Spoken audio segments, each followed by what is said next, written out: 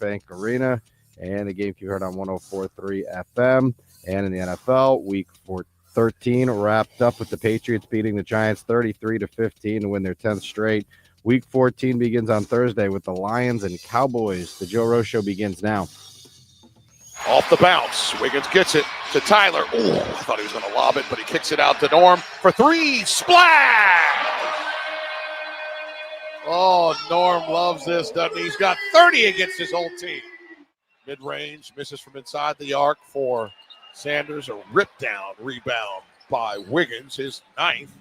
To go with his 19 points, his 3 assists, his 3 blocks. And now a 3 attempt, and it goes for Wiggins up top. Wow. Brown gets it in. 3 seconds to go. He'll drive the lob. Niederhauser. The throw down, and that's how the end. This one belongs to the Heats. 104-123. How about this Heat offense? Hitting 53%, including 52 from downtown. Franchise record tying 24 made threes. I loved what the starters brought from an energy standpoint. Davion on the ball, but he's so unique and tough on the ball against some of the best players in the league. And then Wiggs and Bam were so active also, and I thought Tyler and Norm did a very good job, and either on the weak side or when they were called up into screens. It was really good to see the starters respond, the way they did. I really liked what they did at the start of the third quarter too. Now, obviously, you want to see the second unit, put that game away, at the end of the third and beginning of the fourth. But those are high-class challenges, and hopefully we have a lot more of those that we can work through. I'm with you, Spo. It's always nice to see your team tie a franchise record for threes, including that starting 5 last night. It's hard to imagine you could shoot any better than they did. How about starting 5 last night? 21 of 31 on 3-point shots. Just incredible. Powell, Bam, Wiggins, Hero, and D. Mitchell last night. All huge, huge games. You just heard Coach Spo talking about. And that new system, man. New system. Great coaches adjust to what they have. And that's part of what makes them great, putting them in a situation to get better shots, get more out of them, more out of their game. Just can't say enough about Spo here early in the morning. Team, the Miami Heat now 14-7 on the season as well. And for the 5th time this year, they score at least 140 points. You're like, remember, Woody, we were just talking about where's the scoring going to come from this group, especially with Tyler Hero out. And you're going, oh, it's going to come from a whole bunch of different guys that in this system are going to get higher percentage shots, open threes, and get to the basket. And, boy, he's got a bunch of guys that are all in on the new system. Hey, Monday Night Football last night, Patriots, 11 wins.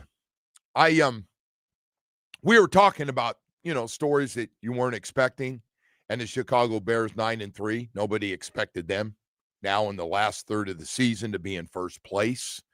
But here they are at 9-3. Great story. But the Patriots, and I know everybody's talking about their schedule. And listen, the way it's turned out, the schedule is probably the easiest schedule in football. But, hey, man, they came down here and won. They went to Buffalo and won. They got some good wins. They've got some really, really good wins. They're 11-2 on the season.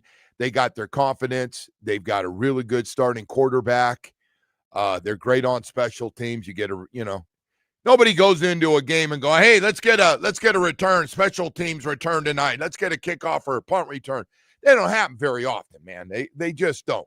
It's always a bonus. It's like a pick six. When you get one, and from time to time, the Dolphins get a return and a pick six. They're great. Listen, don't get me wrong. The offense really appreciates it. Trust me, because they get credit for it when they go points per game. Everything goes to the offense. So they always appreciate the extra points you can get. And usually that means you win when you get it.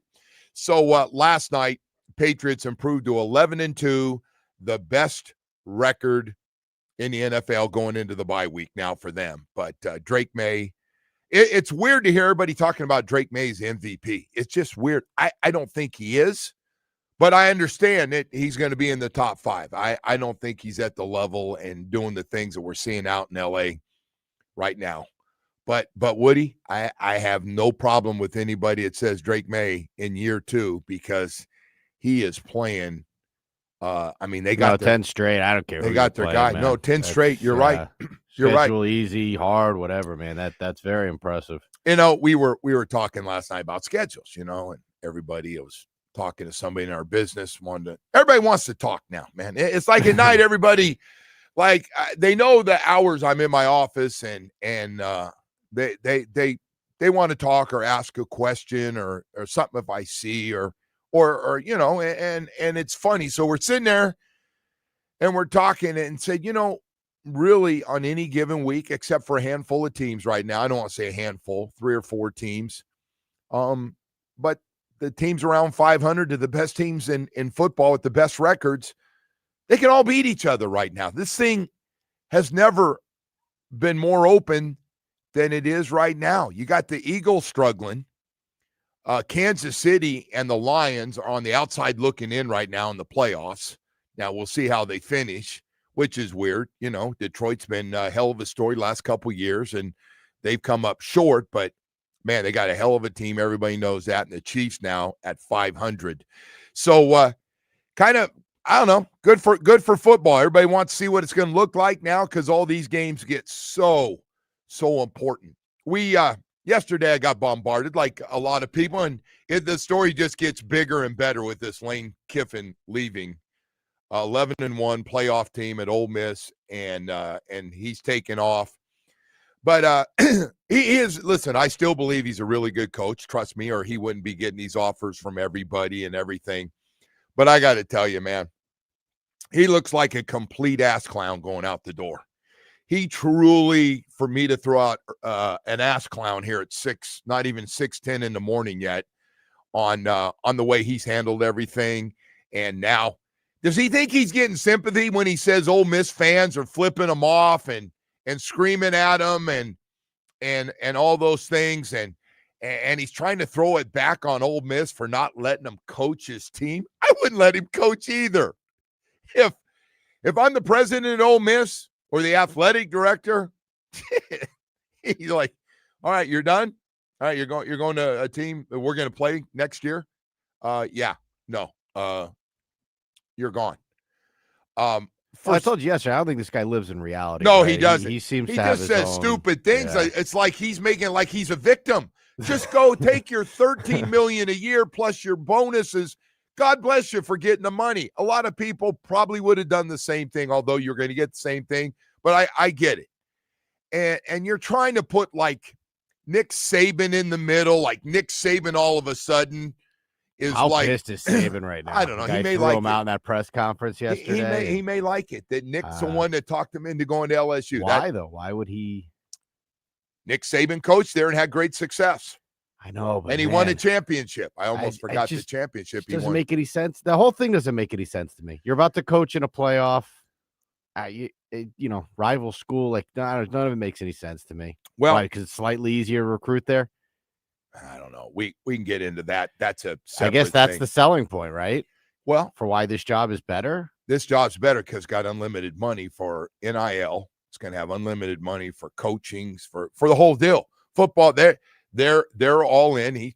He's coming out with stuff trying to justify to everybody who's getting on him because they're saying you jump jobs all the time, and then the people who defend him. And he's got a group out there, especially a lot of those guys on Saturday that do game day, are all kissing his ass pretty good. And that's show fine. That's worse about backing up their friends than that show.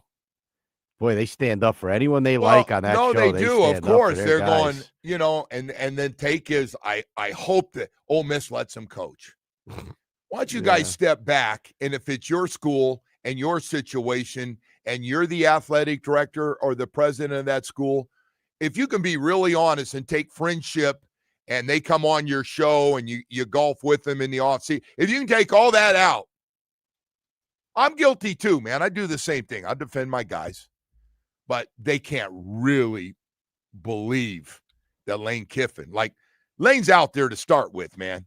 Lane, He's a strange dude. he's a different Very cat. strange. He's a different guy, but again, he's really, going to leave this place too at some point, whatever the next job is. That well, he's already getting accused of if the Alabama job would opened up, he'd have dumped LSU for Alabama. I don't. Well, know. he likes to impact people everywhere he goes. Well, I got to That's what tell he you, said, right? Listen, man, I think he's like all the rest of us. He's a fraud.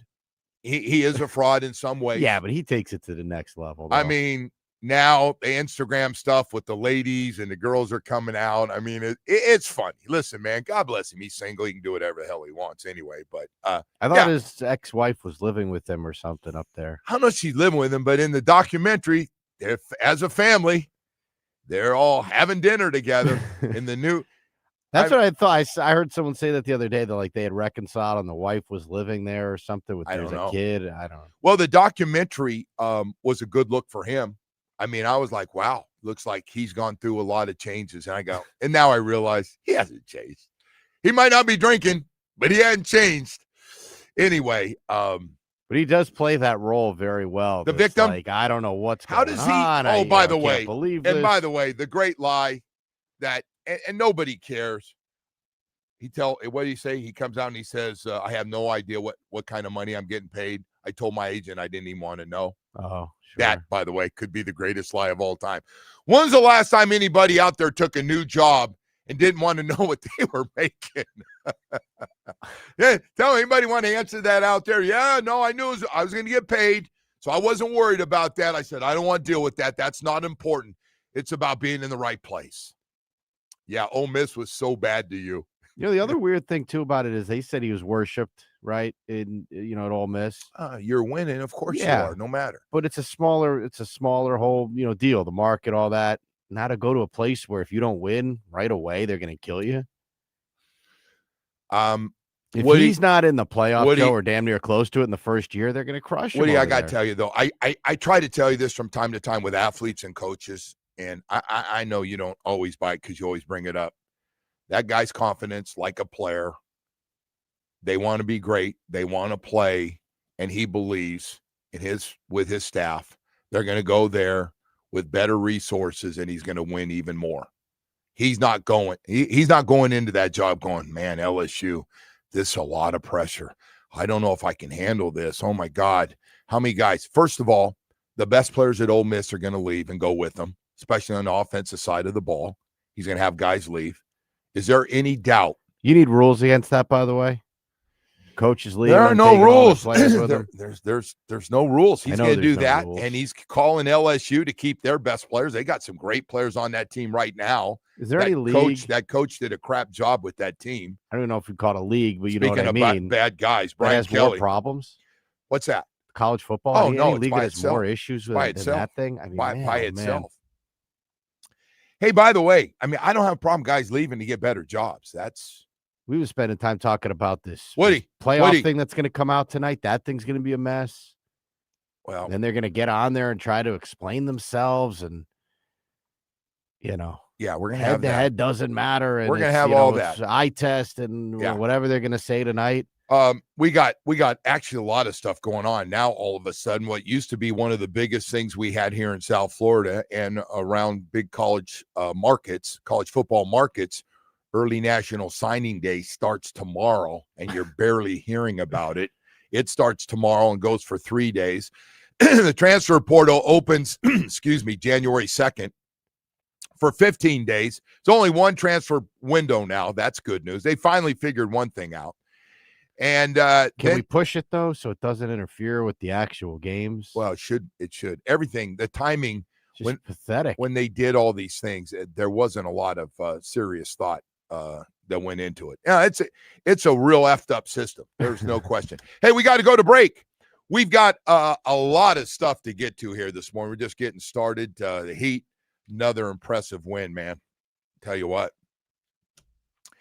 A lot of scoring, man. A lot of scoring going on with this Heat team right there. What, number 2 in the NBA in scoring? They've been 1 or 2 this whole season. and everybody thought it was going to be a one-time deal. They're scoring 140 points, man. Like some of those old Pat Riley teams used to score in the 90s. Remember those old Knicks games? 80 to the over-under was 87. 235 and a half. Jeez. He's damn near close to hitting by himself. Yeah. It's crazy. Crazy stuff. All right. Hey, listen, we got to go to break here. We got a lot of stuff to get to, but nothing better in the morning than talk about my Tahoe family and Chevy family that I've been with for a long, long time now. And I have a Tahoe. I just bought myself a new one. They're comfortable. They really are comfortable. And on top of that, if you and your family, I don't know why I have it. It's just basically me now, but I can't, I'm so used to them. My wife goes, have you thought about downsizing? I go, not really. No, I like it. I know it makes no sense, but man, I'll tell you, they are unbelievable. Suburbans too. You need an SUV with during the holiday season with a lot of room that's really, really comfortable. Boy, you're going to love what your South Florida Chevy dealers having the SUV family for you to really enjoy yourself, from a Tahoe and a Suburban down to the midsize Traverse, one of the hottest SUVs we have right now, to the all-new Equinox, and then over to the truck family, the strong, durable truck family, durable Colorados. Man, it's got everything you could want here in South Florida. Silverado 1500, workday workhorse, and a weekend warrior can do it all for you. When you need strength and power, never a problem with a Silverado 1500. Silverado HD, man, legendary horsepower, one of the hardest working beds in the business. I just want to say this holiday season, if you're looking for a new SUV or a truck, boy, Chevy pickups are never going to let you down, whether it's a midsize, full-size, or heavy-duty truck. Stop by one of the 14 dealerships throughout South Florida. I promise you this. You're in, take a test drive. You're in for a great deal. And getting that truck or SUV, you're absolutely going to love. It's your South Florida Chevy dealer. Today's topics.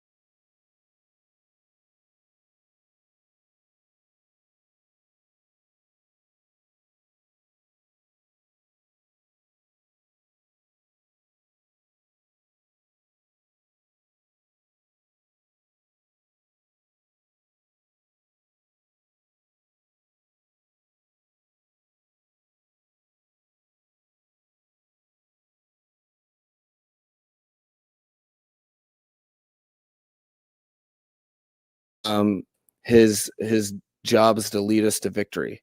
And there's so many things that go into that. And we're always looking at, I think to admit, and I'd admit too, it wasn't his best game.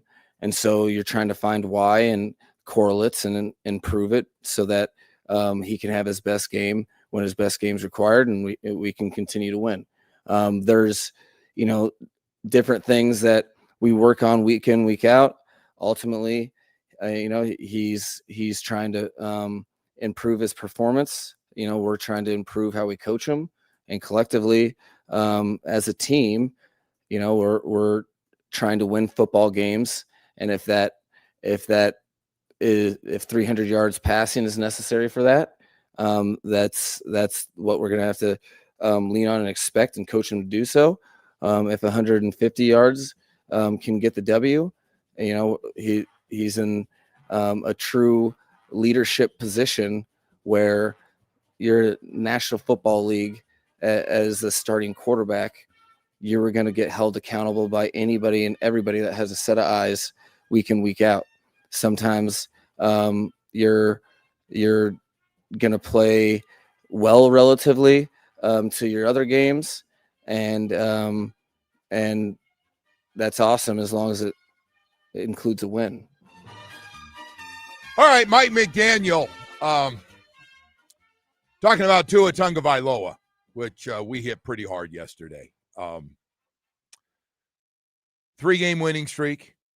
Have played a lot better, and even when they haven't played their best, they have found ways to win in their last 3 games, and destroyed Buffalo, and then beat the Commanders, and then and a tight one that could have gone either way, and another one ended up being a tight one in this last game against the Saints. But as you step back and you write yourself notes, and that's what we do for a living, and you see things and you see them in person, your eyeballs see them, and you talk to people and around the team.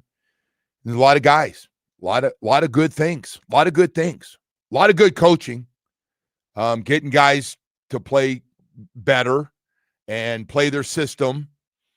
And there's one guy that's not playing very well, not playing up to his contract, that's for sure. And the running game is carrying us right now. We've run for 530 yards the last 3 games. Wondering how we're winning? We've run for 530 yards the last 3 games. Devon Achane has 428 yards rushing in the last 3 games. Now 3rd overall in the NFL, averaging 5.6 yards per carry. By the way, that means not only he running great, he's doing a great job. A lot of them have been these outside pitch it and zone blocking on the outside, and guys blocking really well. But we're getting a lot of big plays out of it, and it's been the Devon Achane offense. And the defense has gotten a lot better. Last 3 games, 7 takeaways, giving up just 14 points per game. They're just overall, and the 7 takeaways have been huge.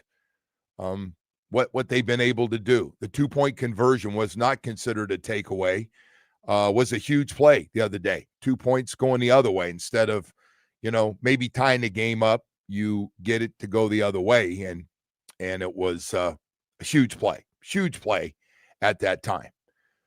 But the one thing that's not good enough, and everybody's watching everything he does, the way he throws it, watching the way he moves in the pocket. You can see it. It's not just my eyeballs, or it's not somebody's got something against the guy, but he's playing the most important position on the team. And you're right, Mike, we've been able to win even though he hasn't played great. We've been able, he's made a few throws, but he's not playing like a franchise quarterback. And that's the frustrating part. Mike gave the right answer. Hey, we're going to do everything we can. We're going to work on it. I think Mike is literally, he sits down when Tua's not around and they get their coaches together and the quarterback coach / passing coordinator, Frank Smith, and they get together and they go, okay, what can we do to help him? What can we do to help him? What plays work best for him to have success? So, because we got to throw it. You just can't. You can get away with it some. Don't get me wrong. But you got it. And I'm not saying you need to throw 50-yard passes like we did for a couple years when we had it rolling and Tua was throwing it all over the field. And he got himself a new contract out of it. Stayed healthy the full season. But this right now, does you watch him throw it back then and watch him throw it now. From trying to throw it deep, some of the passes are hanging up in the air too long on throws that, when a guy's breaking open between a cornerback on the sideline and a safety coming over, a lot of guys in the league can make that throw. It's got a little more zip on it. You throw it into a hole there before the safety can come over. And a lot of times after you catch it, you're going to get the crap knocked out of you.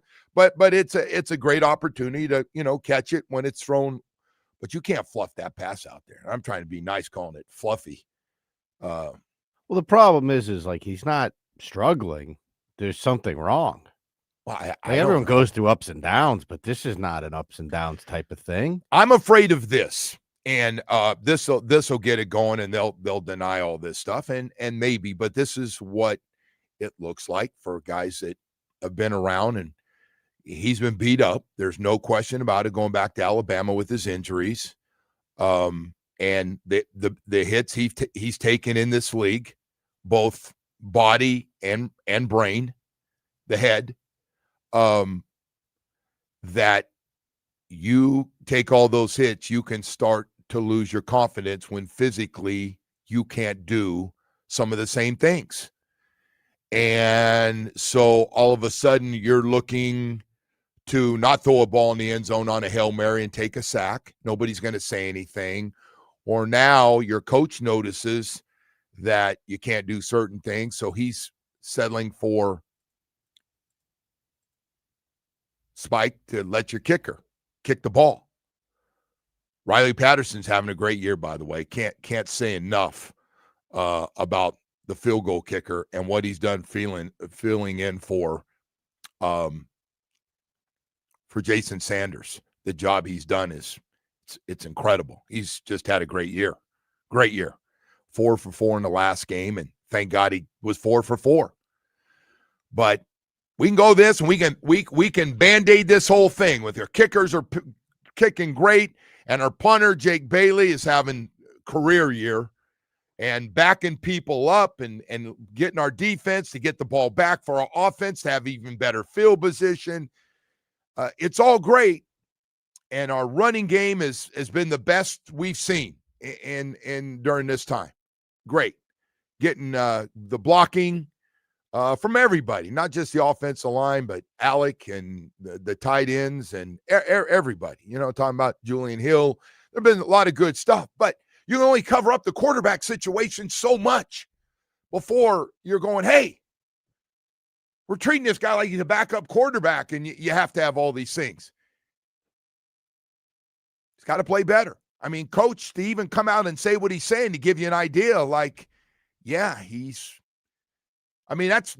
that's almost criticism. That's max criticism, what you're hearing out of Mike, what he's talking about with Tua. Like, yeah, we're missing some throws.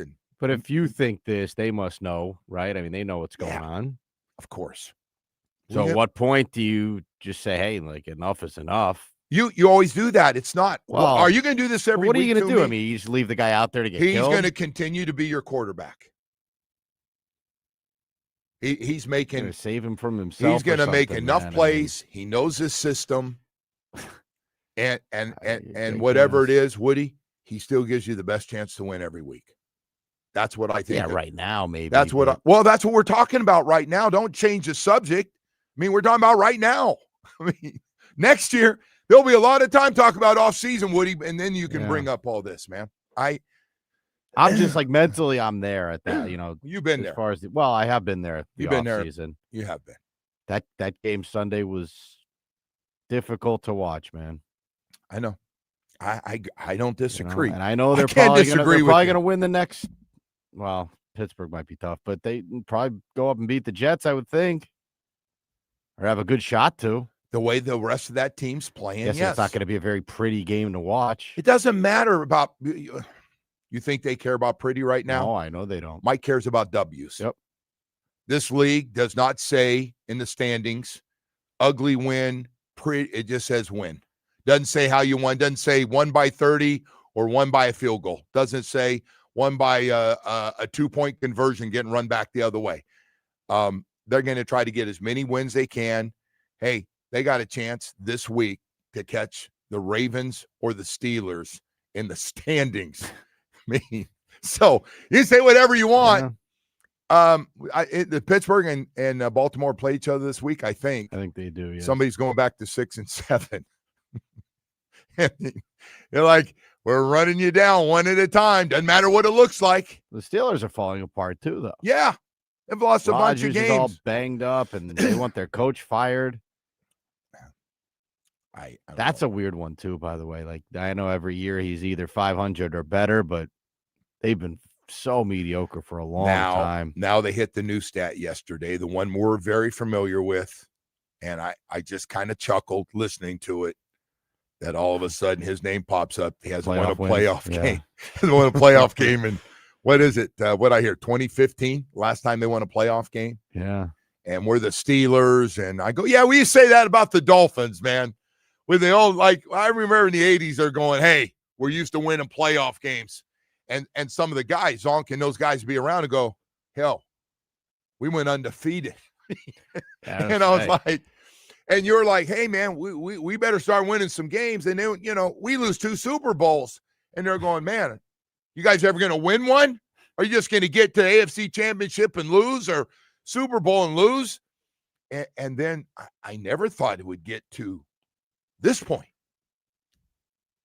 Yeah, I was going to say 10 years for not win a playoff. Those are rookie numbers compared to us. But hey, Woody, and I get this out of every game. And people know my frustration. So I'm walking out in the middle of the parking lot, and we're all coming out at the same time because the game ended up going right down to the wire. So everybody's, stayed around to see what the hell is going to happen. And so we're all going out, and the guy always walks up, and here comes that guy. You probably know where I'm going. He's got 2 young kids with him. Young teenagers. They all got their jerseys on. You could tell they're diehard Dolphin fans. And he comes out, and I know it's coming. I get it at least once, and they'll go, my sons have never seen a playoff win. I go, hey, man, hang in there. We're going to get it someday. Someday we're going to get it. Someday we are going to happen this year. We are going to get a playoff win someday. Someday it could happen. Well, I'll tell you what. It's been a long time, though, for the Steelers. It was like Ben Roethlisberger, right? Last time that's what they were talking about. Big Ben. That's a long time ago. Big Ben running around, and he was really good. Remember him? I do. Different style he had guy. A problem off the field, I think. Too, I don't know. I don't care about. Come on, Woody. We don't care about problems right now. We got enough of our own problems. You're worried about his problems at a concert with a little lady he tried to block in the room. Hey, right now, man, we got more stuff to get to here in the 6 o'clock hour. Say good morning to everybody. And, hey, by the way, when we come back, man, just a quick shout out to third round semifinals of the state championships in high school football. And we've got 9 teams alive.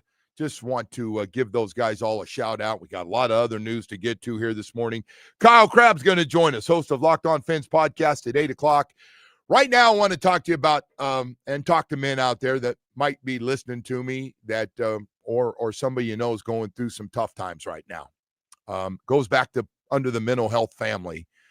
But sometimes, man, when things happen in your life, divorce can do it, trigger it, loss of job, and have trouble getting going again, and things just aren't good. You and the family, and it's just all of a sudden you're drinking too much, and you're just in a funk, and you can't get out of it, man. A lot of men have been there. Dr. Barry and the staff at Recovery Unplugged want to talk to you. They'd love to help you get back on the road and feeling better about things, and they can do it for you. and really help your mental health. Recovery Unplugged Behavioral Health has a beautiful mental health residential program in Fort Lauderdale. For 12 years, they've helped over 20,000 people heal with expert clinical team and innovative treatments like this ketamine therapy for depression, anxiety, and trauma. If you or someone you love needs a winning strategy, needs a little help, call 954-737-4508. That's 954-737-4508. Or visit recoveryunplugged.com. Everyone deserves a great season in life. Let this be yours. Recovery Unplugged, heal out loud.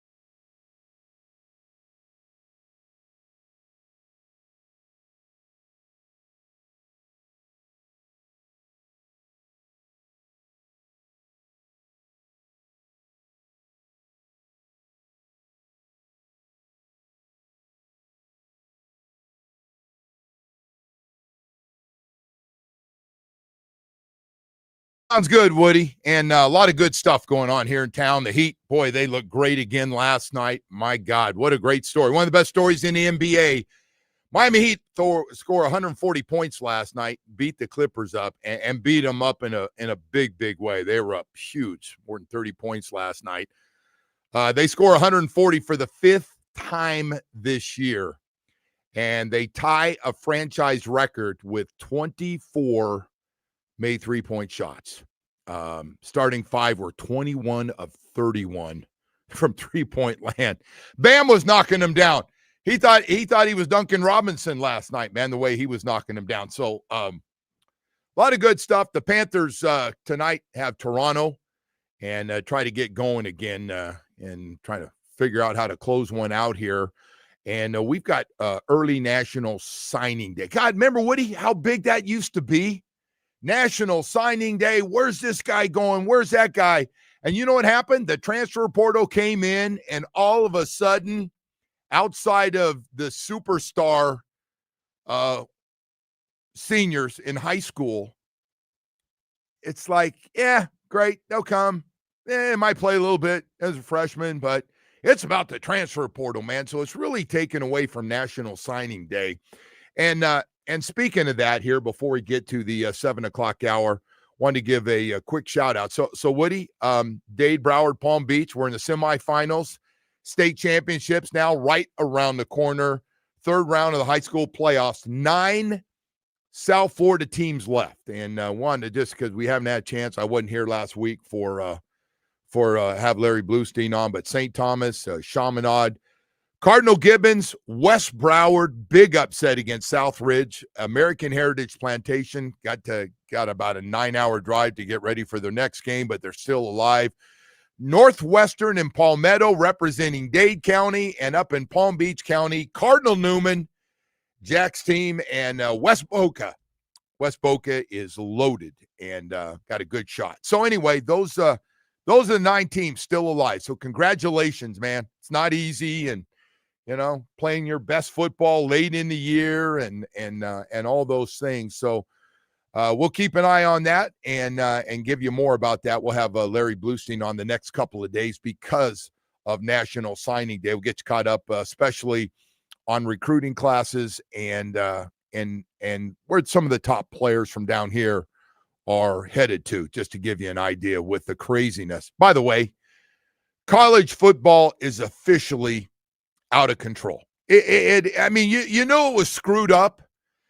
It is, and again, the games are still great when we play the games, and you're just thinking about the games, and you're not thinking about money and who's leaving and stuff.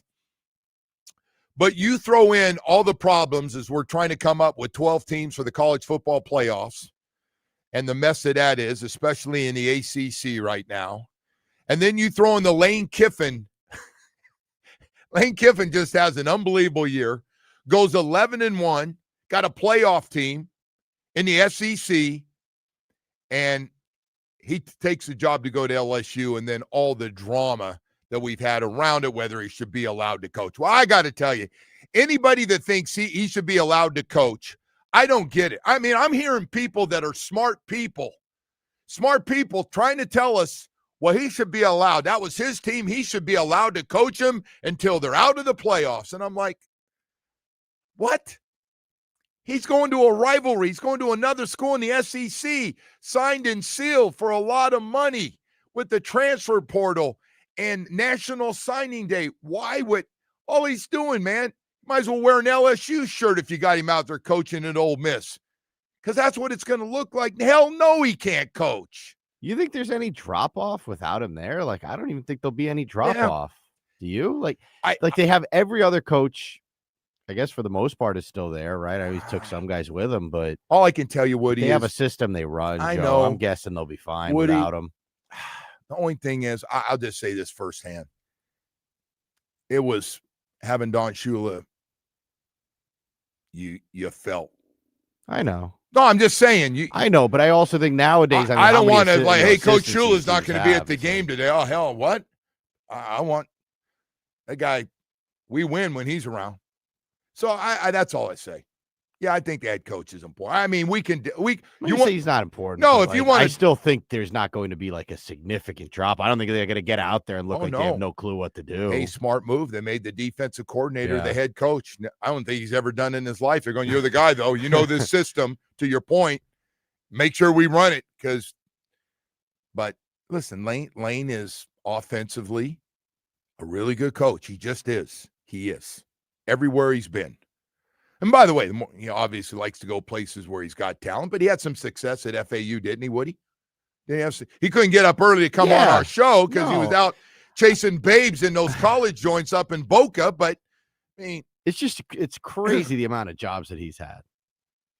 It really is. What we figure? This is his third head coaching job in the SEC, Yeah, so he's but the first coach to ever have 3 head coaching jobs in the SEC, and he was 3 different schools. And he was a coordinator at Alabama. And he did this to Nick. And by the way, he did this to Nick. And what did Nick do? I'm sorry, I can't remember. Did he let him coach? No. Said, I took a job. He goes, no, you got your mind Nick on other. Said, go. We'll be fine without you.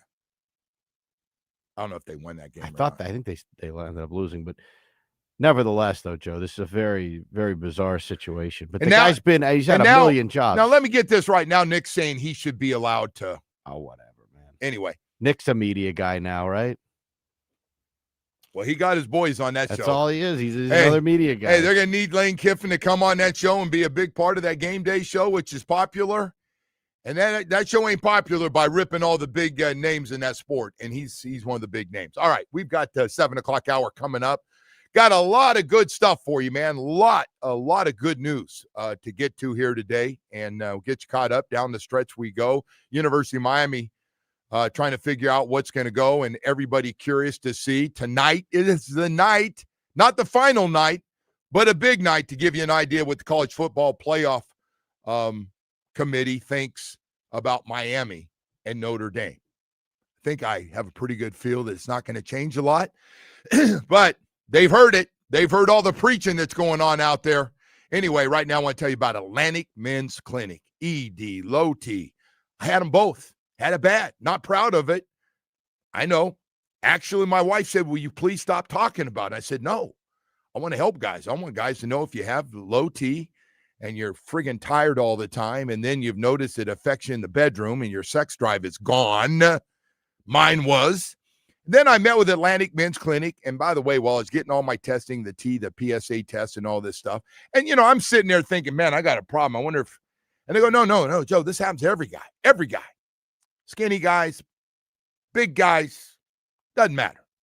Every guy's going to get it sooner or later. Low T and ED is going to kick in. By the way, Joe, to make you feel better, guys get in their late 30s, early 40s. I go, no way. They go, yeah. But guess what? They come here to Atlantic Men's Clinic, and we take care of the problem. We turn back the clock. How would you like to get your energy level back the way it used to be when you were playing your favorite sport, getting out playing a little pickleball or tennis, or doing a lot of walking 3 or 4 miles and going, man, it's back. I feel great. And then you notice that 20 pounds you gain because you've lost your energy starts to disappear too. And then, oh yeah, the sex drive, chasing that little wife of yours or that little lady you started dating around a little bit more. Man, if that's important to you like it was me, then you need Atlantic Men's Clinic because you are in for great results. They do the PSA test. You meet with their professional staff. They put you on a program that's perfect for you to get great results fast. 7 locations in South Florida to serve you, including a brand new one in Hollywood. I go to Plantation in case you're wondering if I'm really going or not. Just ask them. 877-455-7300. That's 877-455-7300. Set up that first appointment. It's the most important one. Visit AtlanticMen'sClinic.com for great results. WQAM.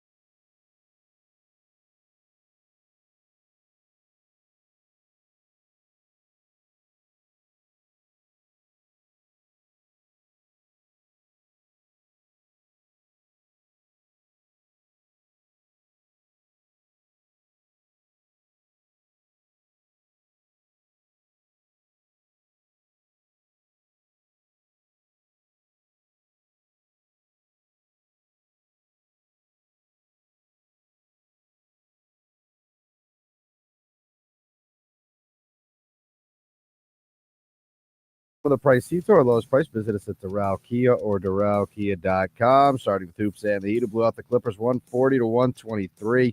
Norman Powell led the way with 30 points. Bam went for 27 and 14. Next up, Miami head to Dallas to play the Mavs tomorrow night. And tonight, the Hurricanes will be on the road to play Ole Miss. Tip-off is at 9, and the game can be heard on 560 a.m. Over to the Panthers, who welcome in the Maple Leafs tonight. The puck drops at 7:30 from Amarant Bank Arena, and the game can be heard on 104.3 FM.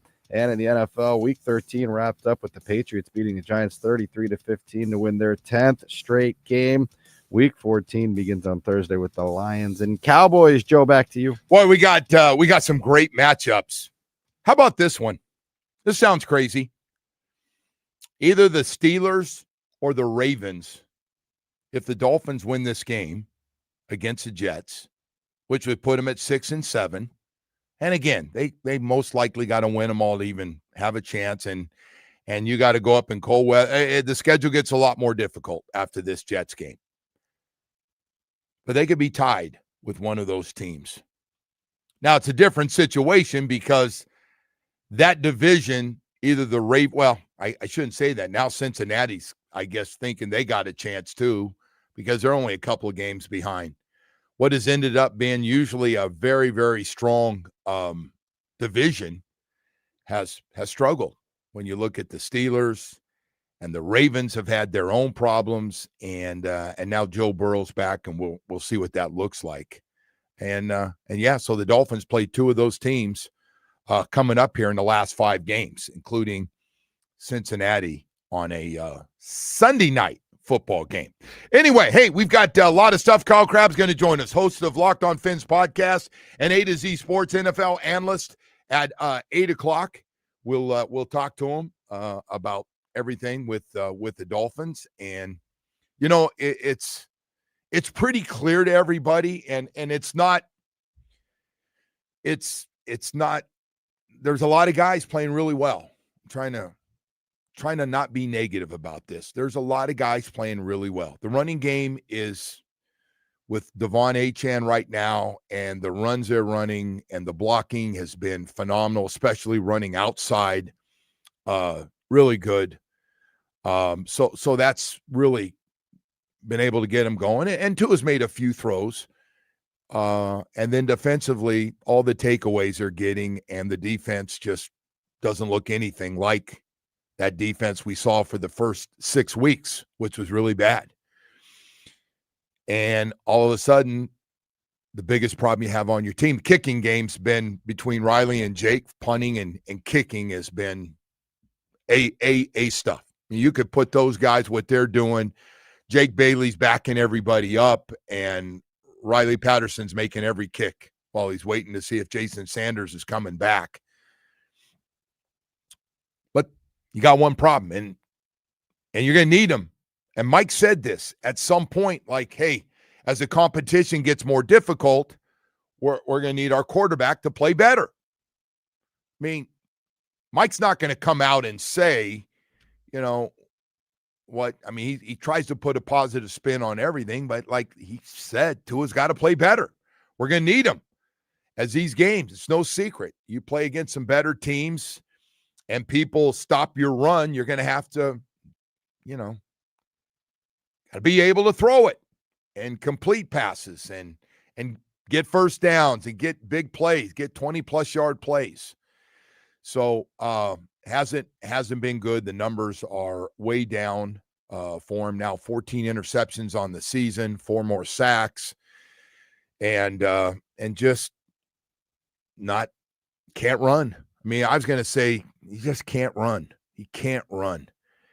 And I know what he's been told by the team. I do. Like, we need you to stay healthy. You give us the best chance to win, which is true. He does. But I don't know about you, but it is so frustrating when you have the problems throwing the ball that you can't get out of the pocket and take off and run 5, 6, 7 yards, whatever it is, to get a first down and come up short and slide every time. And again, he's been told this. He's making sure he stays healthy. Now, he made him a little bit of a mistake in a crucial situation in that game. He slid early when he thought he had a first down. He slides forward. He dives forward with his body. It's a first down. He slides the old butt first slide that is famous in baseball. Come up short by a good yard. And then they don't get it on fourth down, which leads to getting the game into a very interesting situation. Now, I'm not just picking one play. There's a lot of plays that make a difference. But that one is starting to get to me a little bit, man. When he gets outside and watching big guys running down. Oh, but you can't have it both ways, though, man. I know. You're right. He gets hit. He's done. Oh, if he puts his head down and goes for a first down, like, Jackson Dart or one of these guys. No. I'm not telling it to be done. No. Listen, mean, Jackson Dart's about ready to run himself out of the league. And he's still talking like a tough guy. Yep. Well, I'm going to play. I can't change. Like, you know what I was thinking. Yeah, you better change quick. I was going to say, way to go, Josh Allen. Yeah. You're a real badass Josh Allen, you are. Except not quite the size. No. And by the way, you just got to change. You can't play like that. That's one guy. And honestly, he's playing a percentage game right now, too. Sooner or later, Josh Allen's he's in for a bad one, man. And I know there's no doubt in my mind he's had a concussion. And he told him, get that damn doctor out here. Get me out of this blue tent. Shut up. I'm going back in. I mean, he is old school.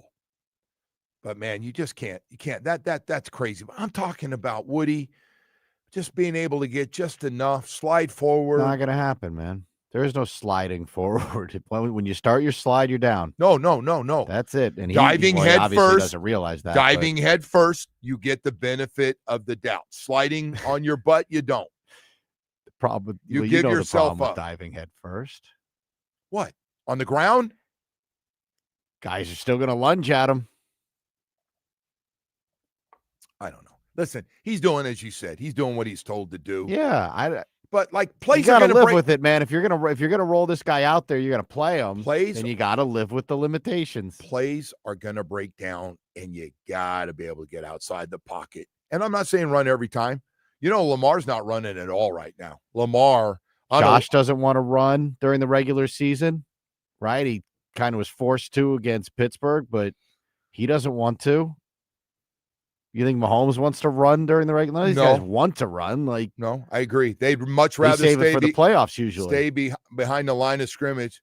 But those guys are also looking all over the field because, again, of arm strength, they can make all the throws across their body. They break all the rules. When I was growing up, they said, hey, quarterback, you roll out to your right. You never throw back towards the middle of the field. And then all these new quarterbacks came in the league that got these rockets for arms, and they're like, that's done. Okay. Don't say that to a couple of those guys anymore. Wherever they want to throw it. Texter here said, so according to Joe, they don't care about Tua or his health. They care about the money they wasted on him. That's why he has to play now and come back next year. Well, they have invested a lot of money in him. I do understand that aspect of it. I'm not sure what he's saying, but yeah, I know they're trying to keep him healthy, and I still believe, we'll see, I still believe he's going to be your starting quarterback when we come back next year. And that's incredibly disappointing, man. People want to have a little hope, right? That's all people want, is you want to go into a season with a little bit of hope. And if you bring that guy back as your starting quarterback, you know what the ceiling is. You know what Mike's hoping? Let's talk about Mike. Mike, okay. That he has a job next year here? No. Mike's hoping he gets more than anybody. He is dying to get up at that podium after a game and go, Tua, this is the guy that I knew we had. He threw for 270. He looked great. This is the franchise quarterback we've been waiting to see. That's the hope he's hoping. I'm sure it's killing that coaching staff that he's playing like this. You think Bevel and all those guys over there and Frank and all the guys are with him every day are going, man, this is great. This is what we wanted.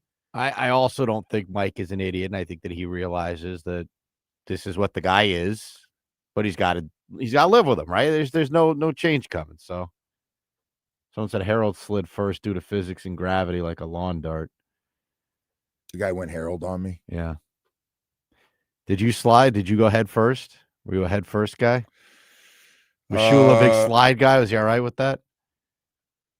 As long as you would catch it and had a Yeah. first down. Now, if you're diving and you're short of that first down, you'd hear about that. That was, you might as well drop the ball.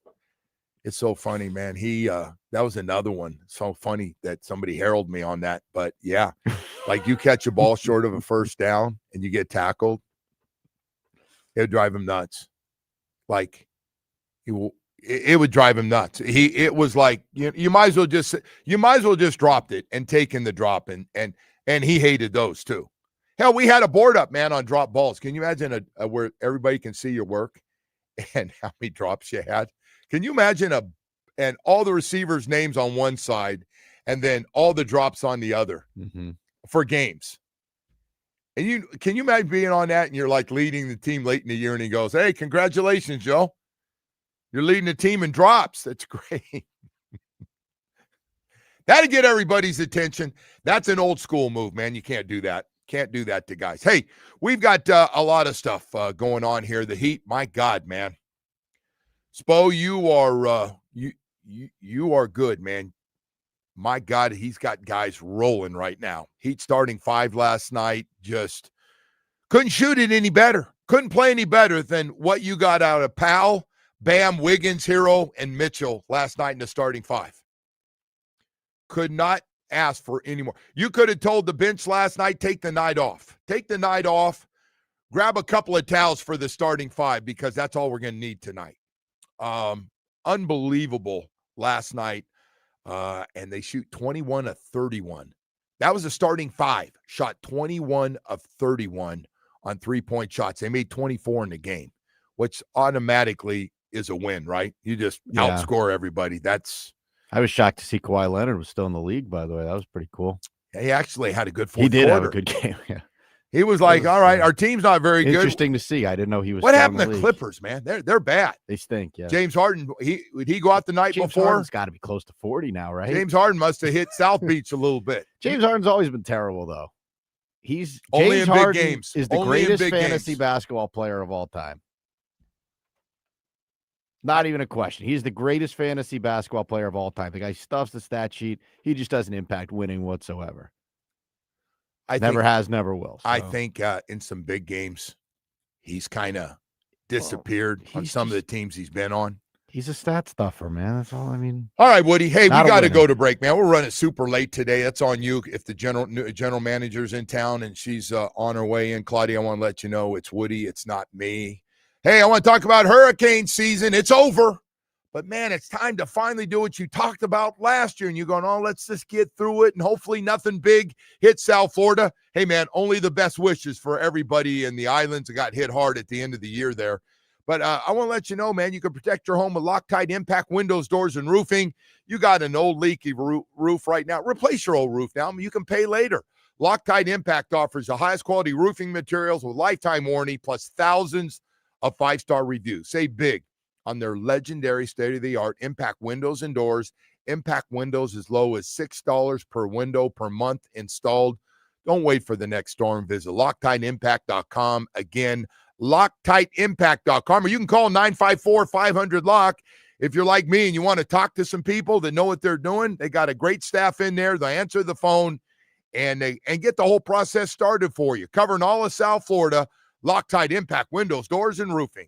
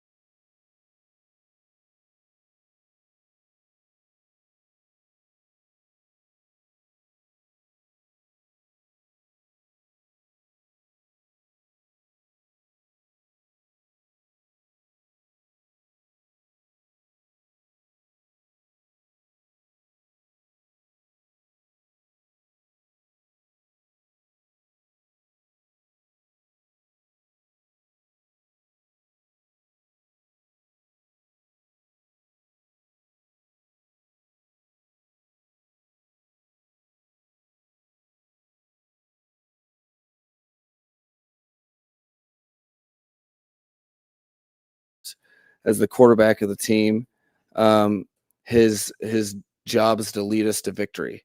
And there's so many things that go into that. And we're always looking at, I think to admit, and I'd admit too, it wasn't his best game. And so you're trying to find why and correlates and improve it so that he can have his best game when his best game is required, and we can continue to win. There's, different things that we work on week in, week out. Ultimately, he's trying to improve his performance. We're trying to improve how we coach him, and collectively, as a team, we're trying to win football games. And if 300 yards passing is necessary for that, that's what we're going to have to lean on and expect and coach him to do so. If 150 yards can get the W, he's in a true leadership position where you're National Football League as a starting quarterback. You were going to get held accountable by anybody and everybody that has a set of eyes week in, week out. Sometimes you're going to play well relatively to your other games, and that's awesome as long as it includes a win. All right, Mike McDaniel yesterday talking about Tua Tagovailoa. Everybody asking why he won 3 straight games, and that's good news. Both sides of the ball, running game as good as we've seen in a long, long time. Led by Devon Achane, who's just having unbelievable season. Didn't even catch a football in the last game, but again had a huge day running the football when they needed it, especially, including a long run for the first touchdown. And the defense getting takeaways, keeping people out of the end zone. So that's been good. And now it's about getting the most important position on the team to play better down the stretch. And and I know he's got 3 cold weather games coming up: the Jets, the Steelers, and the Patriots. All I think it's fair to say will be considered. I saw the temperatures. It looks like those are cold weather games at the end of the year. You ever get tired of doing this? No. Talking about weather. Hey, by the way, NFL team. Did you catch yesterday? I don't know if did you catch Mario Cristobal? We did all right in cold weather. They did. He apparently had heard that too, and he goes, Yeah. "Okay, What's the thing? I mean, it's an advantage for teams that play in that stuff regularly. You just don't really hear about it as much in the NFL. no. I mean, You're it's right. kind of a normal deal, but So I always laugh about this one because people go, "Oh, these guys can't play," and then you realize, like when I was playing, the quarterback was from Pittsburgh, and the other guy was I was just waiting for you to call Carson Beck weatherproof. no.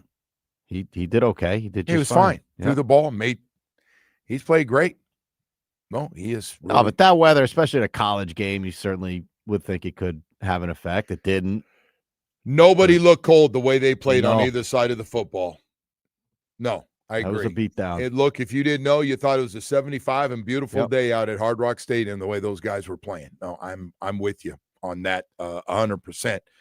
So we've got all kinds of news. I don't know how. I love this that everybody always does this. It's out of habit. And listen, maybe you're right.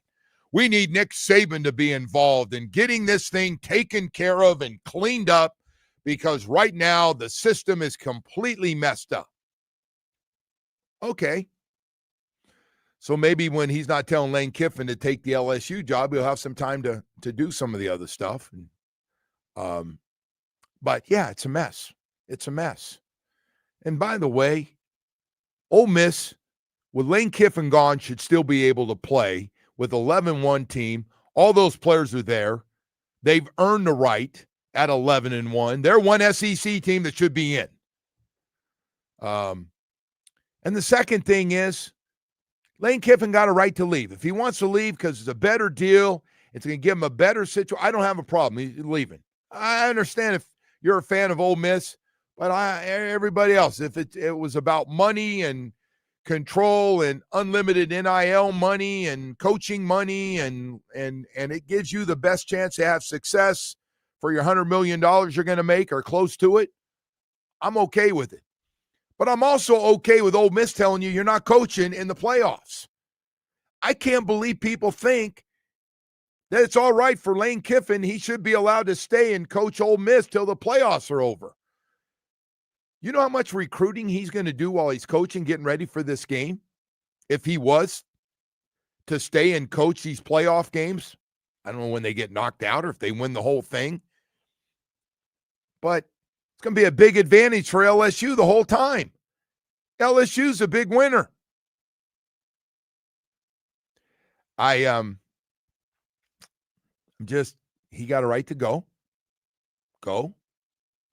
And Ole Miss got it right and did the right thing. Tell him you're not going to coach this team. And they signed the defensive coordinator quickly. I think they signed a few other coaches. I'm guessing they got a big bump in pay.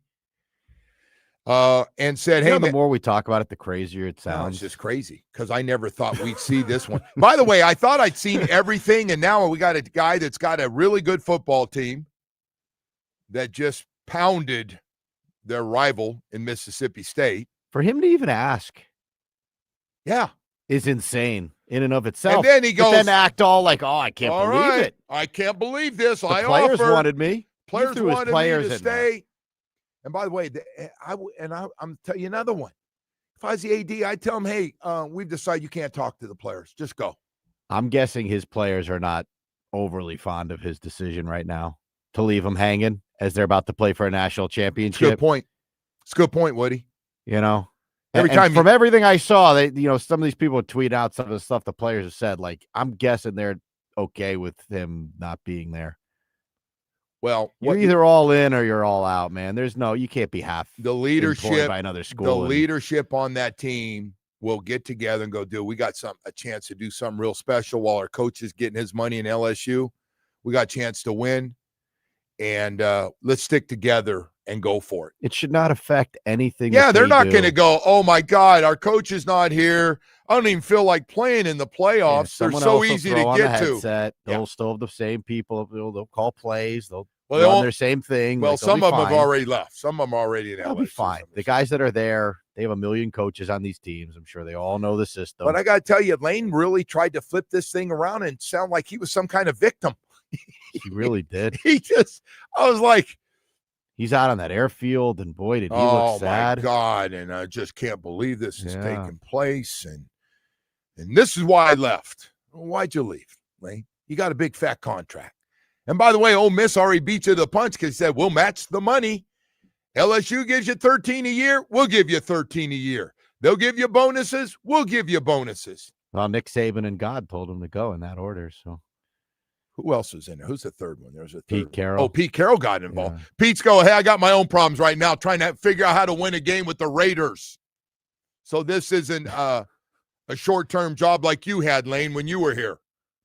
So why would the whole Nick Saban thing have is any just dog wild. In the fight with this either? Like, I went to Nick and asked him. Yeah, I don't know what order that was, Woody. That would have been a good order. Who got the first call? Praying to God or Nick? Or Pete?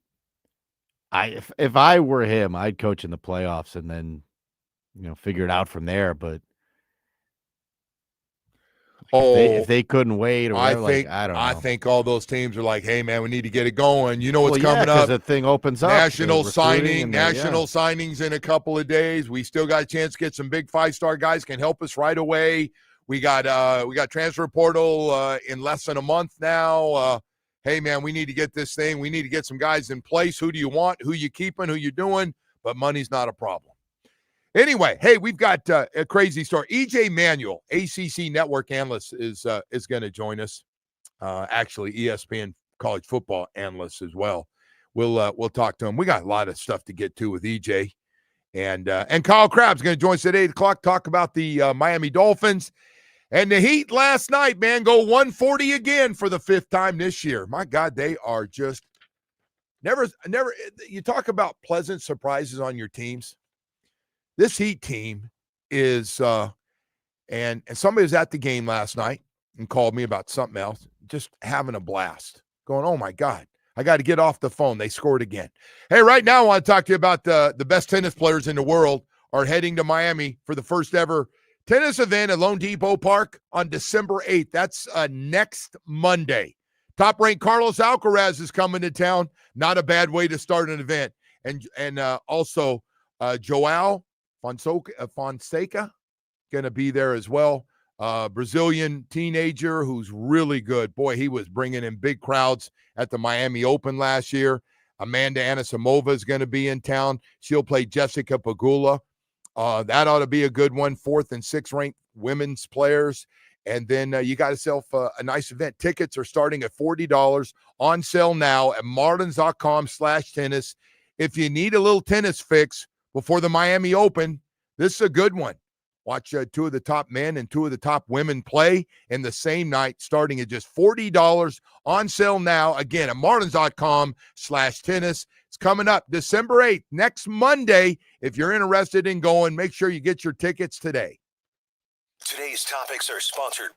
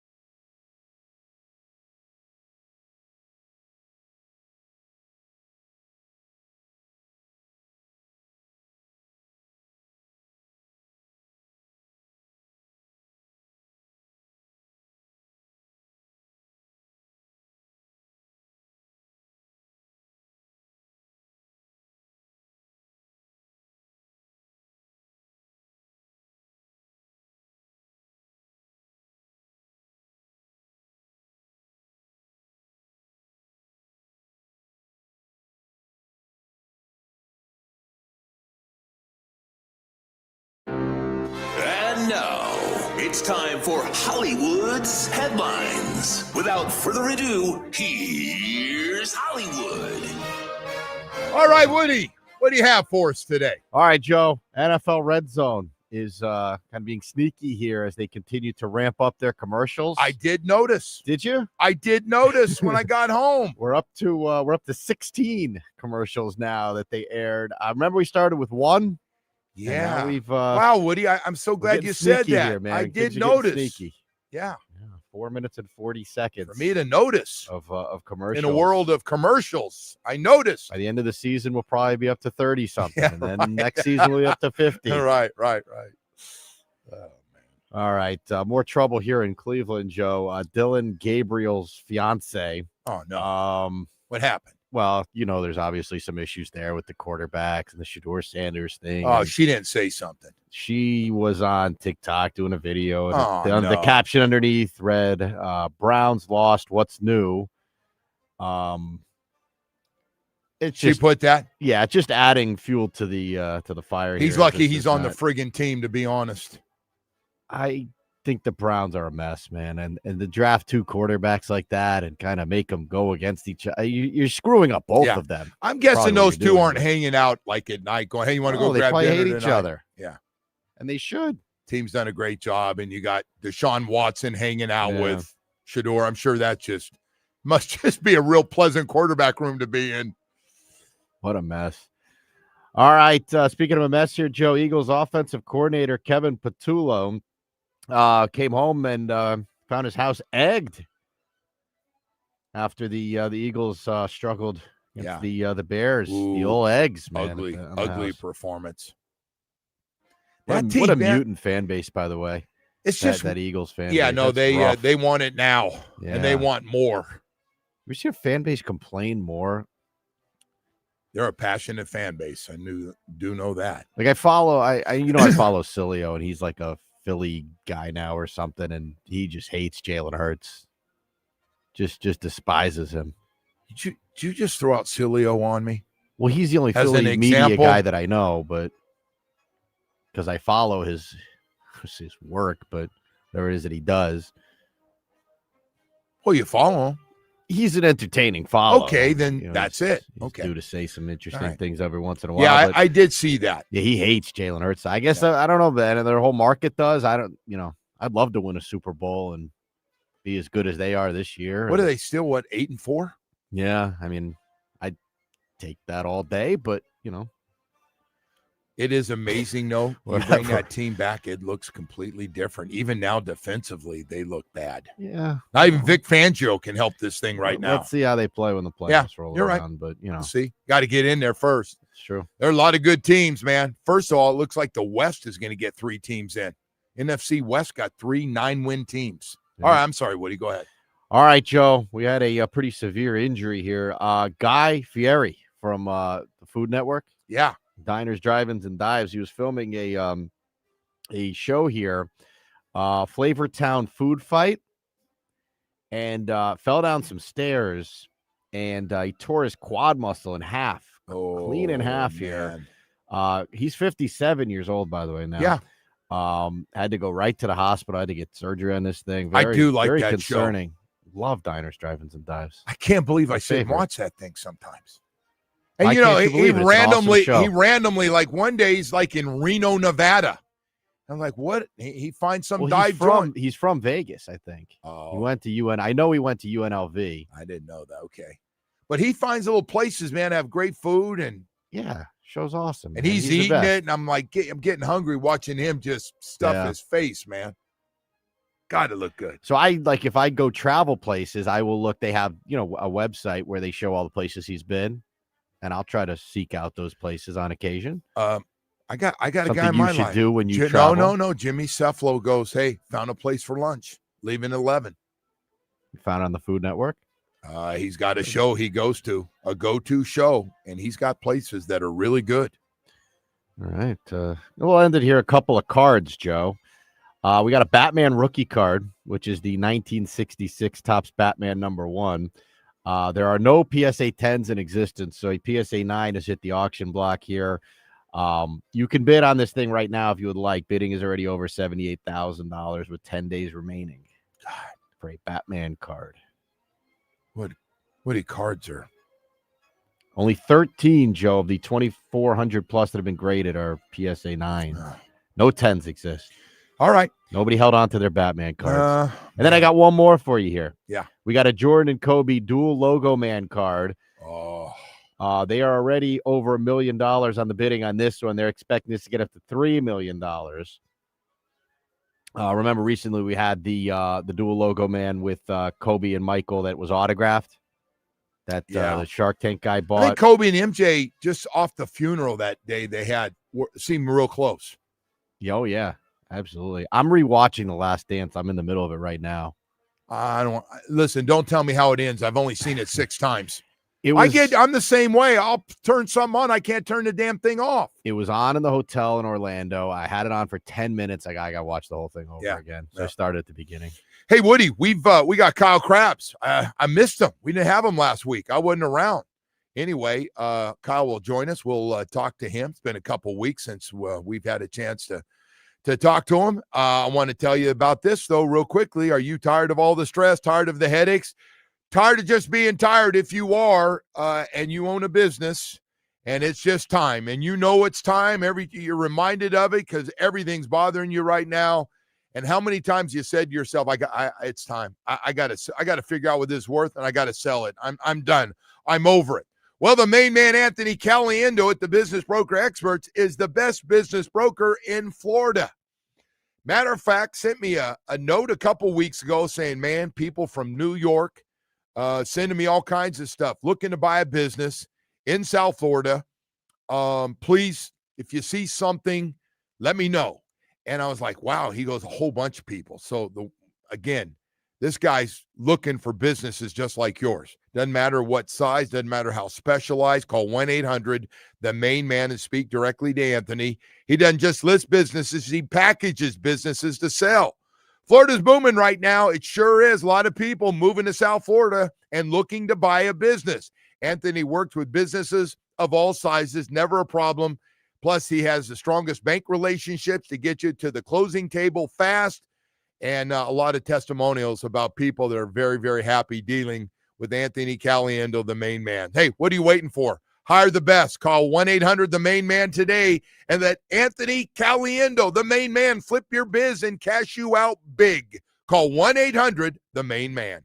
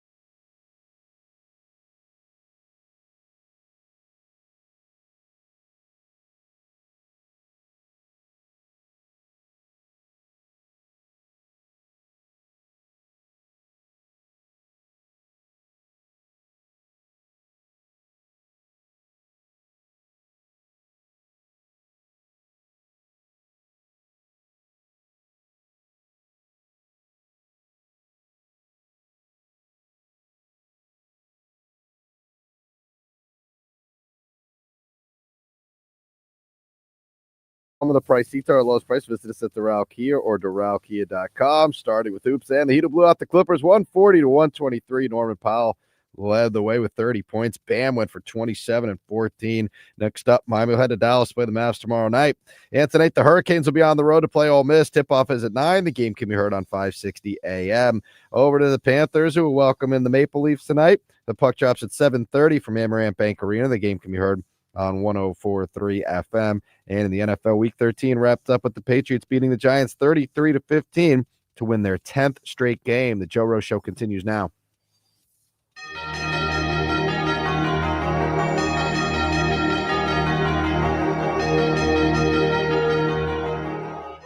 It is time to head out to the Toyota of Hollywood Hotline. Shop over 2,000 Toyotas on sale at one location. Toyota of Hollywood on 441 between Hollywood and Sheridan. ToyotaofHollywood.com. All right, Woody, thank you so much. Kyle Krabs, host of Locked On Fins podcast and A to Z Sports NFL analyst, joins us this morning. Kyle, it's been a while, man. How you doing? It's good, Joe. How's it going? Man, I'm doing great. Hey, trying to get a read on this thing. They've won their last 3 games. The Miami Dolphins have, Bills, Commanders, and now the Saints.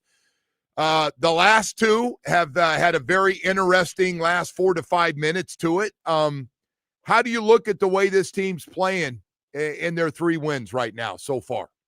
Yeah, I think there's ups and downs. I think they're kind of showcasing themselves to be a team that's got some youth on the roster and some big spots. And, this is a funny game. You just never know what way the ball is going to bounce. I think there's been some of that they've managed to persevere through, but there's been some self-inflicted pieces of it that you hope if they keep winning games down the stretch, they don't keep making the same mistake twice. So, Kyle, 7 takeaways by their defense during the 3 games. They're giving up just 14 points a game. That's been good. The running game, Devon Achane right now, especially on the runs, the pitches to the outside and zone blocking has been just masterful the way they've done it. And Achane just getting the most out of all these runs, now over 1,000 yards.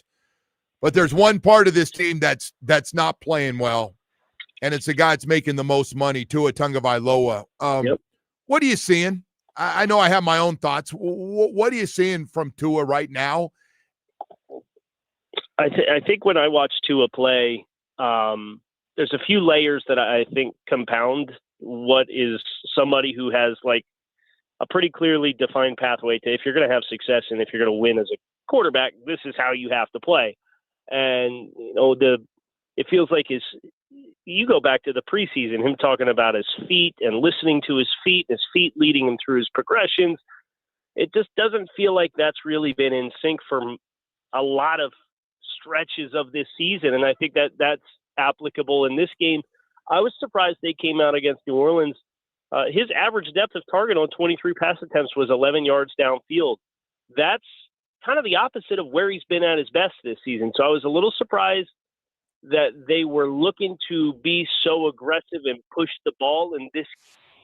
And it's just for whatever reason, it's not clicking. I think some of it's probably internal clock. Some of it is the limitations that he already has that he's kind of alluded to earlier this season about being able to move off his spot or be athletic and use his legs, but you don't want him to take hits. So that's in the back of his mind. There's just a lot of layers here, and it doesn't excuse the performance. The performance has to be better, but I think there's a lot of layers to this onion that if you peel it back, you can kind of realize, hey, this is a pretty jumbled up list of things that needs to get untangled if it's going to be better for anything more than we've got a game plan that's really humming against this team and the personnel can't match us. There's a lot of different parts to this Tua thing. First of all, watching him get outside the pocket is just, I mean, he's just really slowed down and on top of it, I mean, sliding short of first downs over and over again. And I know he's been coached up. Don't take hits. But even one in a crucial situation at the end of that game, he thought he had a first down, which really scares me because he was so short of it. It's a yard and a half short, and yeah. he thought he got it. So it's where you start the slide, right? And it was pretty clearly a yard back. And Joe, I thought there were a couple other times where he gets outside the pocket where he tried to lay one out over top to, I think it was Cedric Wilson, and he missed. And I didn't mind the decision because when you use your legs in those situations, right, you're not going to get the first down. But then there was a one later in the game where he had an opportunity to either kind of shovel the ball to Greg Dulcich, trailing him, or the receiver or the defender that was covering Malik Washington on the scramble route fell down. And he actually had the opportunity to flip the ball up over a guy who was coming to square him up as he was going to tackle him, where you could have just easily flipped one over the top. So I think for him, it feels like he makes those decisions on what he's going to do so early in the play because he has to, right? Because I don't have the quick twitch ability to flash and react if a defender changes their course. I don't want to get stuck in between and get caught with the ball and take a hit. And I think that's just part of the Tua experience right now is when these plays do break down, it feels like he commits to what he's going to do very early in the rep. And then when you watch it back and you see how it unfolds, you can't help but ask yourself, hey, could we have done something different there and gotten a lot better result? I'm curious what your take was with about a little more than a minute left before the half. They're up 13-0, ended up kicking a field goal, but it wasn't a real aggressive play calling to try to score a touchdown. It was all about the field goal. Did that surprise you? And my take was, I don't know if Mike right now trusts his Tua. What was your take? I think that has to be your takeaway from a sequence like that, where you start on the fringe of scoring territory, you have a timeout, you come out and run the ball twice, right? You come out, run the ball, take a timeout, and you run the ball again, and then you just get up under center, no huddle, and run it all the way down and settle for the kick. So and to be fair to Mike in that sequence, you had just gotten earlier in the game a sudden change off a strip sack, and on the very first play, you have the launch coach and you send one out to a high safety who makes an interception in the end zone. You gave it right back on the first play. So having that earlier in the same half, I don't know that I blame Mike, but that was one that drove me nuts because that could have felt like a kill shot opportunity for you to not play with your food and kick another field goal and it still be a 2-score game that could tear you on you at the end. Is there a chance? This is just a theory. This is nothing. I don't want anybody out there to get all overly excited. That all these hits he's taken, he's lost some confidence in things he can do right now. I certainly think that's. It feels like what he's physically, or what could happen to him, even. Yeah, I'm sure that's in the back of his head, and I know you got to weigh that out. Right, like that was the messaging. You think about the feedback from Mike and Chris Greer at the end of the season about Tua and how he takes the hits and how important he is to the team. And, that I'm sure that weighs heavily on a guy whose first instinct is to not do all of those things. And I think that kind of creates this urgency to disperse the ball. But then also when we realize that the play has extended, he held the ball for more than 2.8 seconds on average on his dropbacks against the Saints. And he looked like it, right? Like it's such a far cry when he's getting the ball out 2.4 versus 2.8 or 2.65. Like you feel the deeper into the play that it gets, the less confident we are. Yeah. So I think that's just something for Miami. The good news is when they were trying to make a run to a winning record last year, they couldn't run the ball to save their life. Right? They can run the ball this year. So, okay, I think there's a path. The sustainability of it long term, I don't think is there. But you have right now the ability to run the ball. You build action passing off of that. You can have some quick game. And if you want to dial up some shots and you want to say, Tua, this is the look. If it's there, throw it. If it's not, put it out of bounds. Right? I don't want the arm punts anymore. Right? Like because there's momentum elements and psychology elements of turnovers that I think you'd probably benefit from avoiding. Yeah, but I'm not an arm punter. I think that's how you got to play. I totally agree with that. I don't buy that when I hear a coach say that either. But anyway, that's a different thing. But hey, I'm with you. You're getting ready to go into some cold weather games and being able to run the football, and the way Devon is running the ball right now is just is top notch. Hey, I wanted to ask you. Everybody's been talking about Austin Jackson being back at right tackle. How did he play? A lot of people raving about how he played for a first game back. Yeah, I think there was some rust in some pass pro opportunities, but that's exactly what you would expect because it's the area of his game that's not where he hangs his hat. Where he hangs his hat is in the run game, and I was really encouraged to see how well he moved, how much displacement he was able to create. And it's felt like for a while now that Miami, I don't want to say that they weren't balanced with how they ran the ball, but it felt like they certainly had their guys that they like to run behind, and they like to put Pat Paul and Aaron Brewer on the backside of their fold scheme, because it allowed them to kind of go from the formational weak side to being the players that are getting up onto the second level in the hole.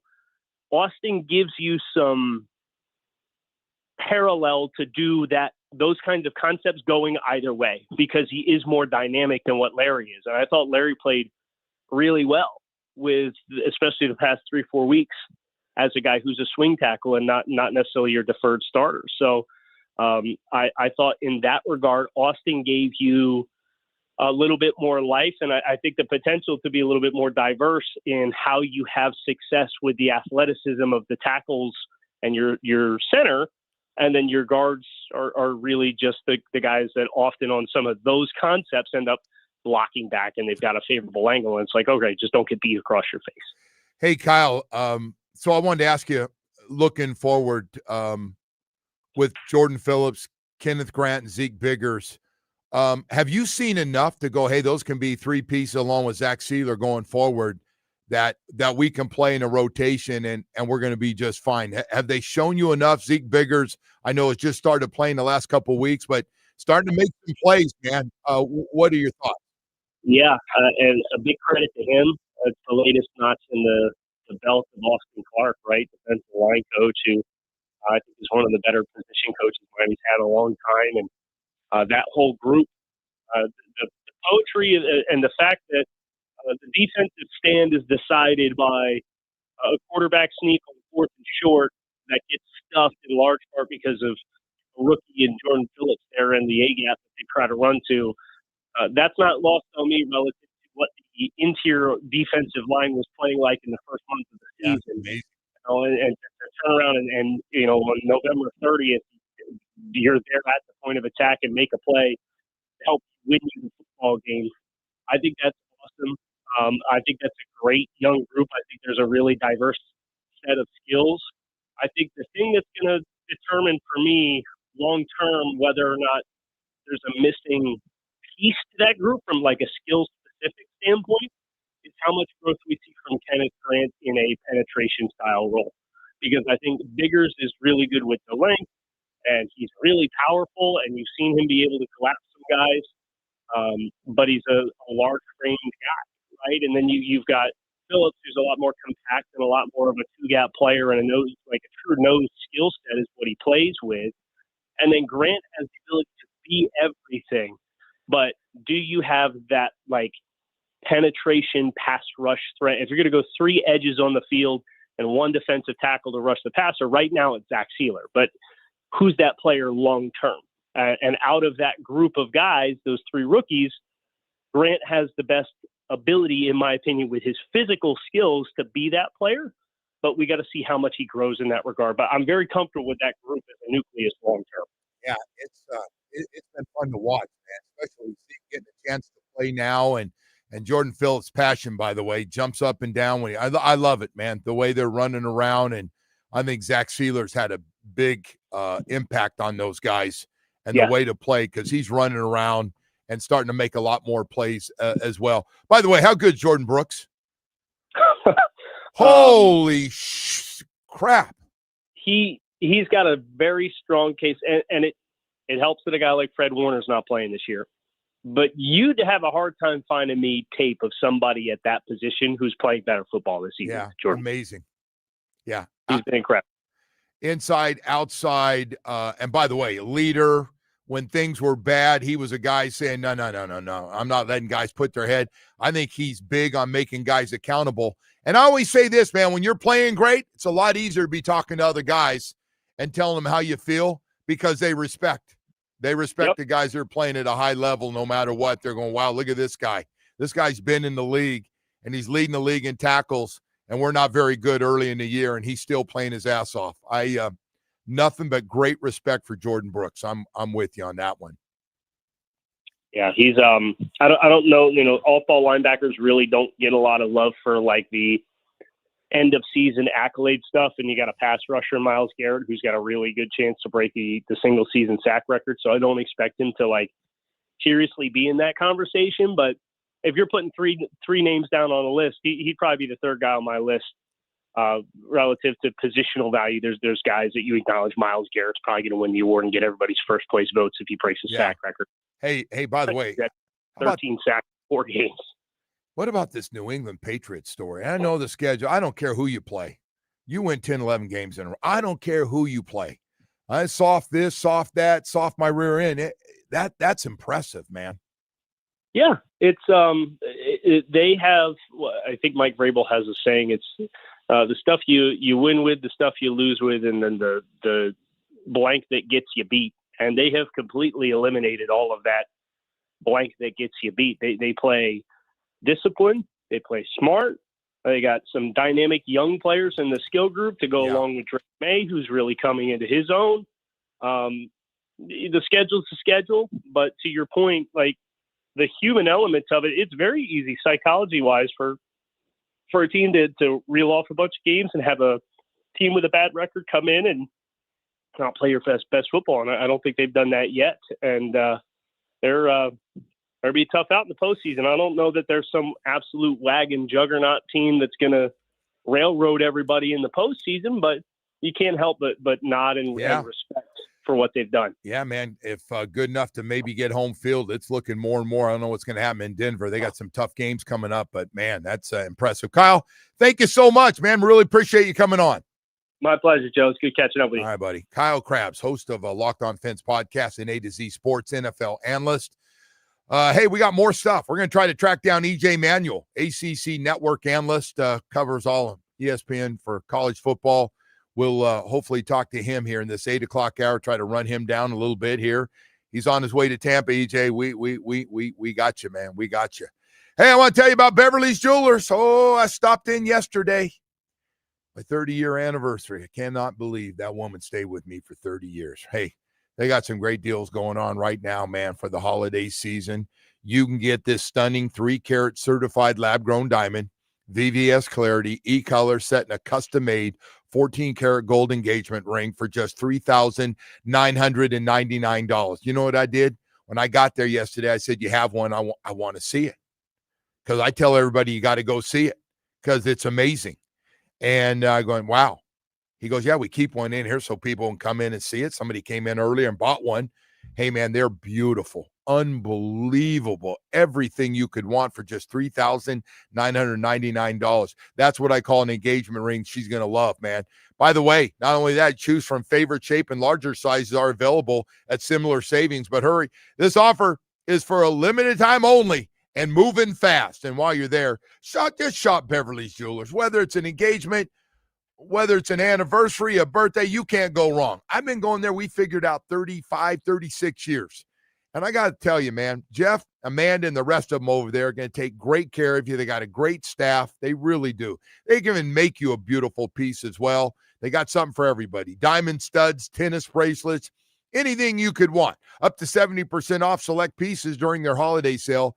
And if you need extra holiday cash, Beverly's pays top dollar for your old gold, silver, and jewelry with immediate payment, plus enjoy interest-free financing, free gift wrapping, and a great staff to make sure you get exactly what you need. Visit Beverly's Jewelers in Fort Lauderdale. It's off Commercial Boulevard or online at bevjewelers.com. You really need to go to the store. It's really nice. Beverly's Jewelers, where South Florida gets engaged.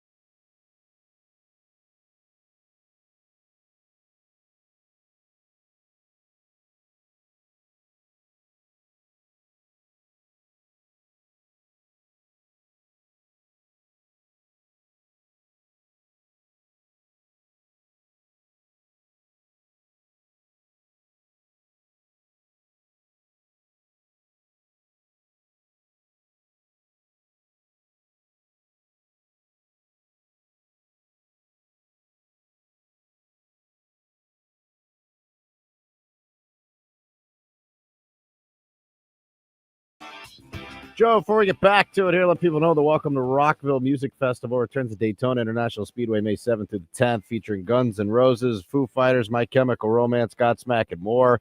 We got a chance for you to win a pass all 4 days. Just text the word Daytona to 20357. That is Daytona to 20357. For more information, you can go to WQAM.com. Tickets are also available at welcometoRockville.com. This is a text contest. Message and data rates may apply, Joe.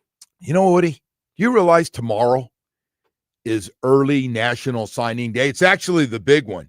Starts tomorrow. And it used to be, remember we used to go down there and it was a huge deal. Yes. And now your fax machine thing that you that's would right. play. That's right. Now we can't Nobody even find cares one. anymore. We can't find the sound of it.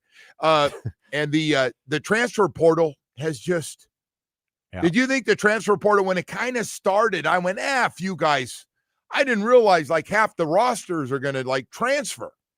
It's just turned out to be so. And if you don't hit on it, by the way, because you're getting guys with experience from other programs, whether it's money, whether want to go to a better program, smaller school, bigger school. I mean, for a zillion different reasons, not playing enough, part-time player, I want more money. Those are all things that are going on in the transfer portal. Well, I think the Canes kind of have taken really great advantage of it, right? Especially at the quarterback position. They've hit a couple of pretty good ones here. They asked me now who's next. Oh, yeah? Who's next? I don't know, but it would sure be nice, like see when they develop one of their own guys. That's overrated. Just find a guy who can I play. just think it's a lot cheaper way to go to find your own guy. And if he plays great, then you pay him the next year. I love it. You're always trying to save organizations money. I like that. Yeah. You're worried about the Tua money. I'm UM President Joe, man. Yeah. I'm helping. I'm his assistant. Well, I'm sure he appreciates that. Right? We got to make sure. But I mean, look, man, let's be realistic with the Canes. They're going to return probably a lot of talent. You find a plug and play guy. So I got here. news for you too. Top quarterbacks going to want to come here. Yes, they are. First of all, the money. Second of all, the time to throw. How clean's that pocket, man? Unbelievable. Hey, one thing about it, man. I'm looking at this situation with Carson Beck. Carson Beck has got one clean uniform when this season's done, no matter what, no matter what's going to happen here. Unbelievable. Anyway, EJ Manuel's going to join us coming up at 8:40, about 9 minutes from now. We're going to talk to him. And he worked with Joey Galloway, who has not been big on the University of Miami, and say, hey, you guys did it to yourself. You got nobody to blame. And I think he's on the eye test is not getting it done, not there. And of course, Miami is promoting the fact, and head-to-head matters, man. Head-to-head matters. When we're this close, they can't be that many spots in front of us when we beat them head-to-head. Well, it was early in the year, and we've run off a lot of games. And all this stuff back and forth is everybody's politic. And then on top of that, good old Lane Kiffin comes in and somehow tries to turn this into he's some kind of victim. I'm still laughing. You're not a victim, man. Not when you become the highest paid coach, tied now with Kirby Smart as the highest paid coach in college football, which I get it, man. Good for you. You move. You got a right to do it. You want to leave? But you can't sit and whine when you go 11-1 and they're telling you can't coach your team in the playoffs. You made that. Hey, man, that's part of it. A lot of clownish behavior. Yeah. Coming from Lane Kiffin. And by the way, Lane's not very good at winning the PR battles. No. That's not his thing. He's just not very likable. Here's the thing. Why is he? You know what, Woody, that's a great call. Why? He's not a very likable guy. I didn't find him very likable when he was at FAU. At all. No, you were not a fan. I remember that. When you say you're coming on, a fan because it was personal, though. Yeah. Bud. When you can't come on time, and it's not a morning guy, then don't tell us you're coming on. I bet he came on the afternoon show all the time. Yeah. Right. Hey, I got some coffee. I'm ready to go. Screw your big dummy in the morning. I want you guys. Did finally come on, and he was terrible. Yeah. Remember how bad that interview was? You actually had to stop the interview. I think he found a little hot spot in Boca where all the young ladies were going, and he was enjoying himself a little bit. I think you realized you were bothering him by interviewing him, and you let him loose. That was it. Yeah. Which you were bothering him, by the way, to be completely honest. I was. He didn't need your help. He didn't at need FAU. He did not need that.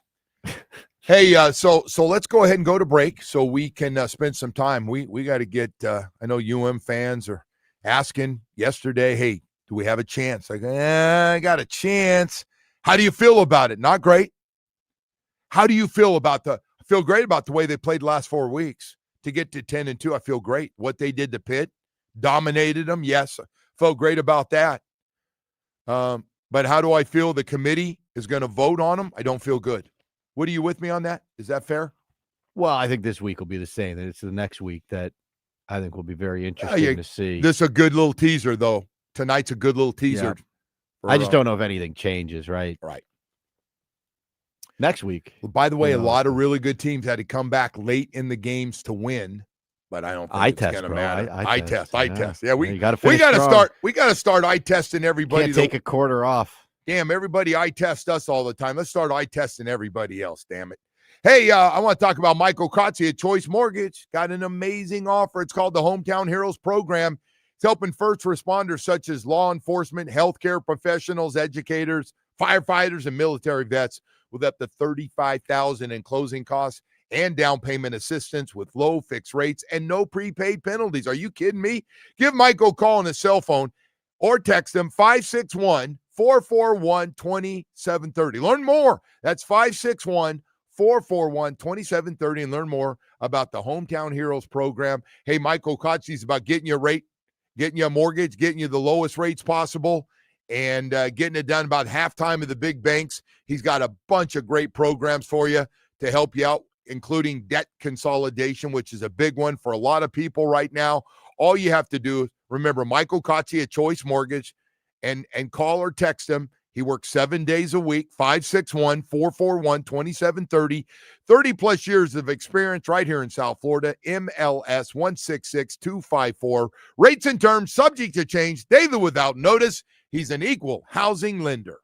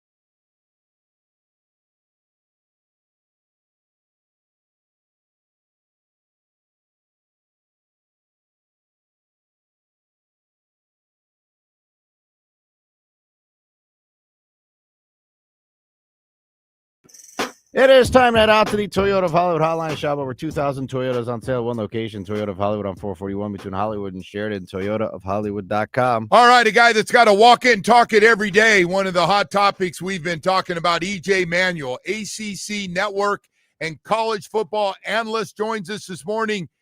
EJ, how are you, man? How you doing?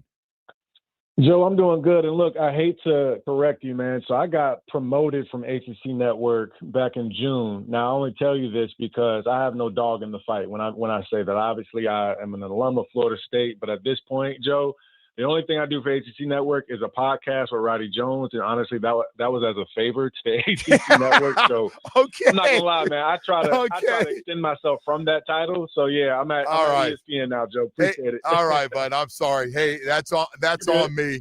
I got caught looking at stuff. That's my fault.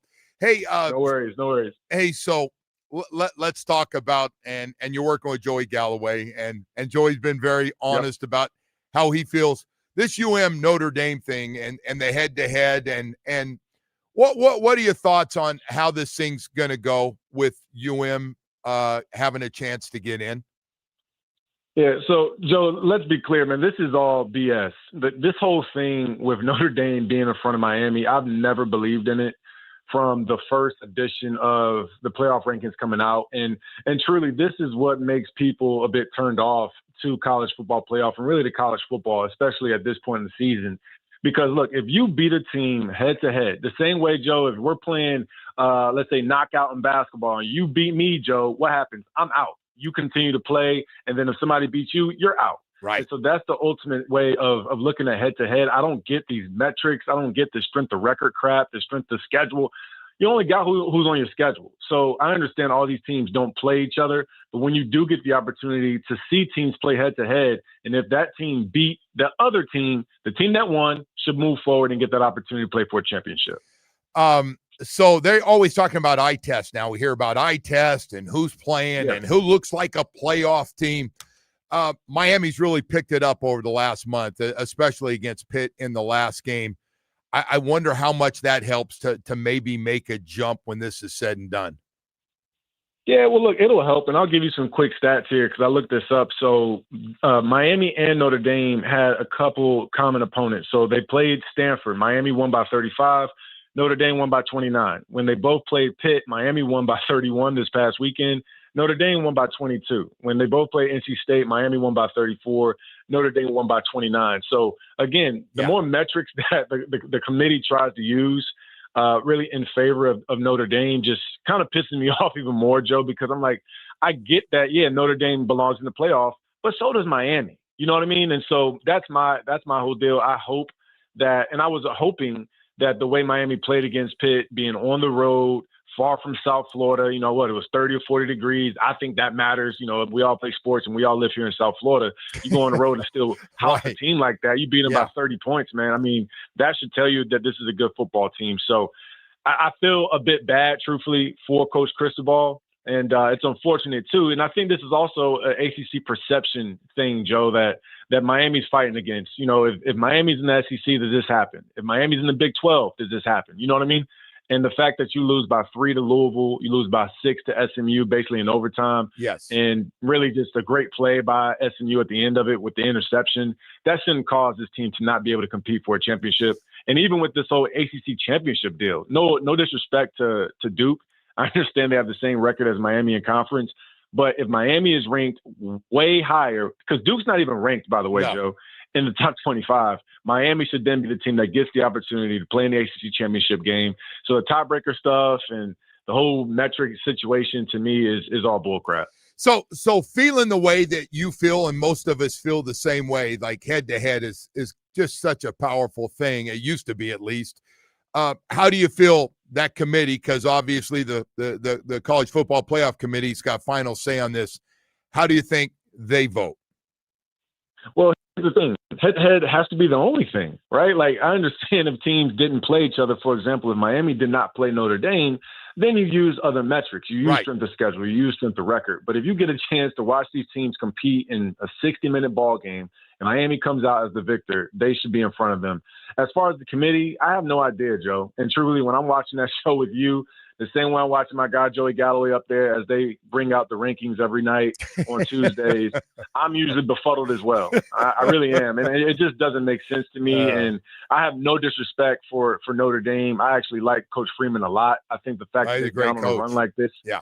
He's a fantastic coach. And we've had him on our show on Sirius quite often, and he's always good to us, man. But I think Notre Dame should be in, but I also think the Canes should be in specifically because of the way they finished and also beating a team in Notre Dame that will be in the playoff. I got to get your take on the soap opera that we're going through right now, Lane Kiffin. And I know I got my own thoughts, but he's 11-1. He's got a playoff team at Ole Miss. They're really good. He's earned it. What he's done at Ole Miss has been great. But you can't take off and then expect Ole Miss to go, oh, no, Lane, go ahead and coach here and stay here while you're doing all your recruiting and stuff for LSU. Don't worry about it, even though we're going to be playing each other next year. He's playing victim a little bit on us, and I got nothing against Lane. I think he's a little strange, but I think he's a hell of a coach. What's your take on the whole thing? And by the way, I think Ole Miss should be in the playoffs still, even with those coaches leaving. Yeah, and see, this is what I mean, like that last comment, right? So the whole conversation, because I heard the same stuff, Joe, the past, I'd say 3 days with Lane moving on and going to LSU, not being able to coach Ole Miss in the playoff. Well, how does that affect the actual guys who are playing the game? Like, I understand, like, coaching-wise, sure, but that then doesn't change the fact that this is a team that belongs in the playoff. They're 11-1, so you can't tell me just because they lose a coach or a player that then they can't compete. The same thing happened to Florida State, but that was years ago, and they had it was a 14 playoff, and it was between them and Alabama. So I kind of understood that one 0.5% more. But as far as what the decision for Lane Kiffin, one, I would say congratulations to him because, in this line of work, man, whether you're a coach or a player, you're always looking to move up and take different challenges. And I believe that's what Lane is looking at here. He left Ole Miss in a much better place than he found them. And so, again, they're 11-1. I still think they have a chance to win the championship with the group of guys that they have. They also were able to hire a coach in-house in Pete Golding, who was already the defensive coordinator, who was in line to get a head coaching job anyways, whether it was at Ole Miss or somewhere else in this cycle. So, to me, look, I understand Lane still wanted to coach and finish, but also some of that could have just been lip service too, right? Like, let's be real, Joe. Like, some of that could have just been him saying that, knowing Ole Miss is not going to allow him to finish it. So, yeah, of course, he can't all of a sudden just up and leave like that. So I think that's a little bit of what it was too, some PR and a little bit of lip service to make it seem like he wanted to finish, even though he wanted to move on and start a new career at LSU. EJ, and I was just thinking, I said this earlier, if I was on that team that was really good, I'd go, hey, man, it doesn't matter. He's leaving us. We're staying together, man. It's about us. At the end of the day, nothing against the coaches, but we're the reason we're 11-1. We got guys that know how to play. We're going to stay together. Don't you think that rallies the guys together? Yeah. Absolutely. Well, here's the thing, Joe. I also believe when coaches get big jobs like this, it's from the players too. And don't get me wrong, I know coaches have to manage. They have to, execute and put out a plan and make sure guys are staying accountable and all those types of things. But if you don't have good players in this sport, you are not going to win. And I think that's the big key with Coach Kiffin. And Coach Kiffin would say that too. I mean, the guys that he's been able to develop at that school, let's keep in mind his starting quarterback, Trinidad Chambliss, had his initial career start at Ferris State. You know what I mean? So I think, one, that's the reason why Lane's such a good coach. But two, you find diamonds in the rough and really good players. And so I think it's a tandem of 50-50 in the sense of how important the players are. But sure, I do think they rally together. And talent alone, I do think whoever they get a good draw against as far as which team I have to play in the first round of the playoff, I still think they have a good chance to win.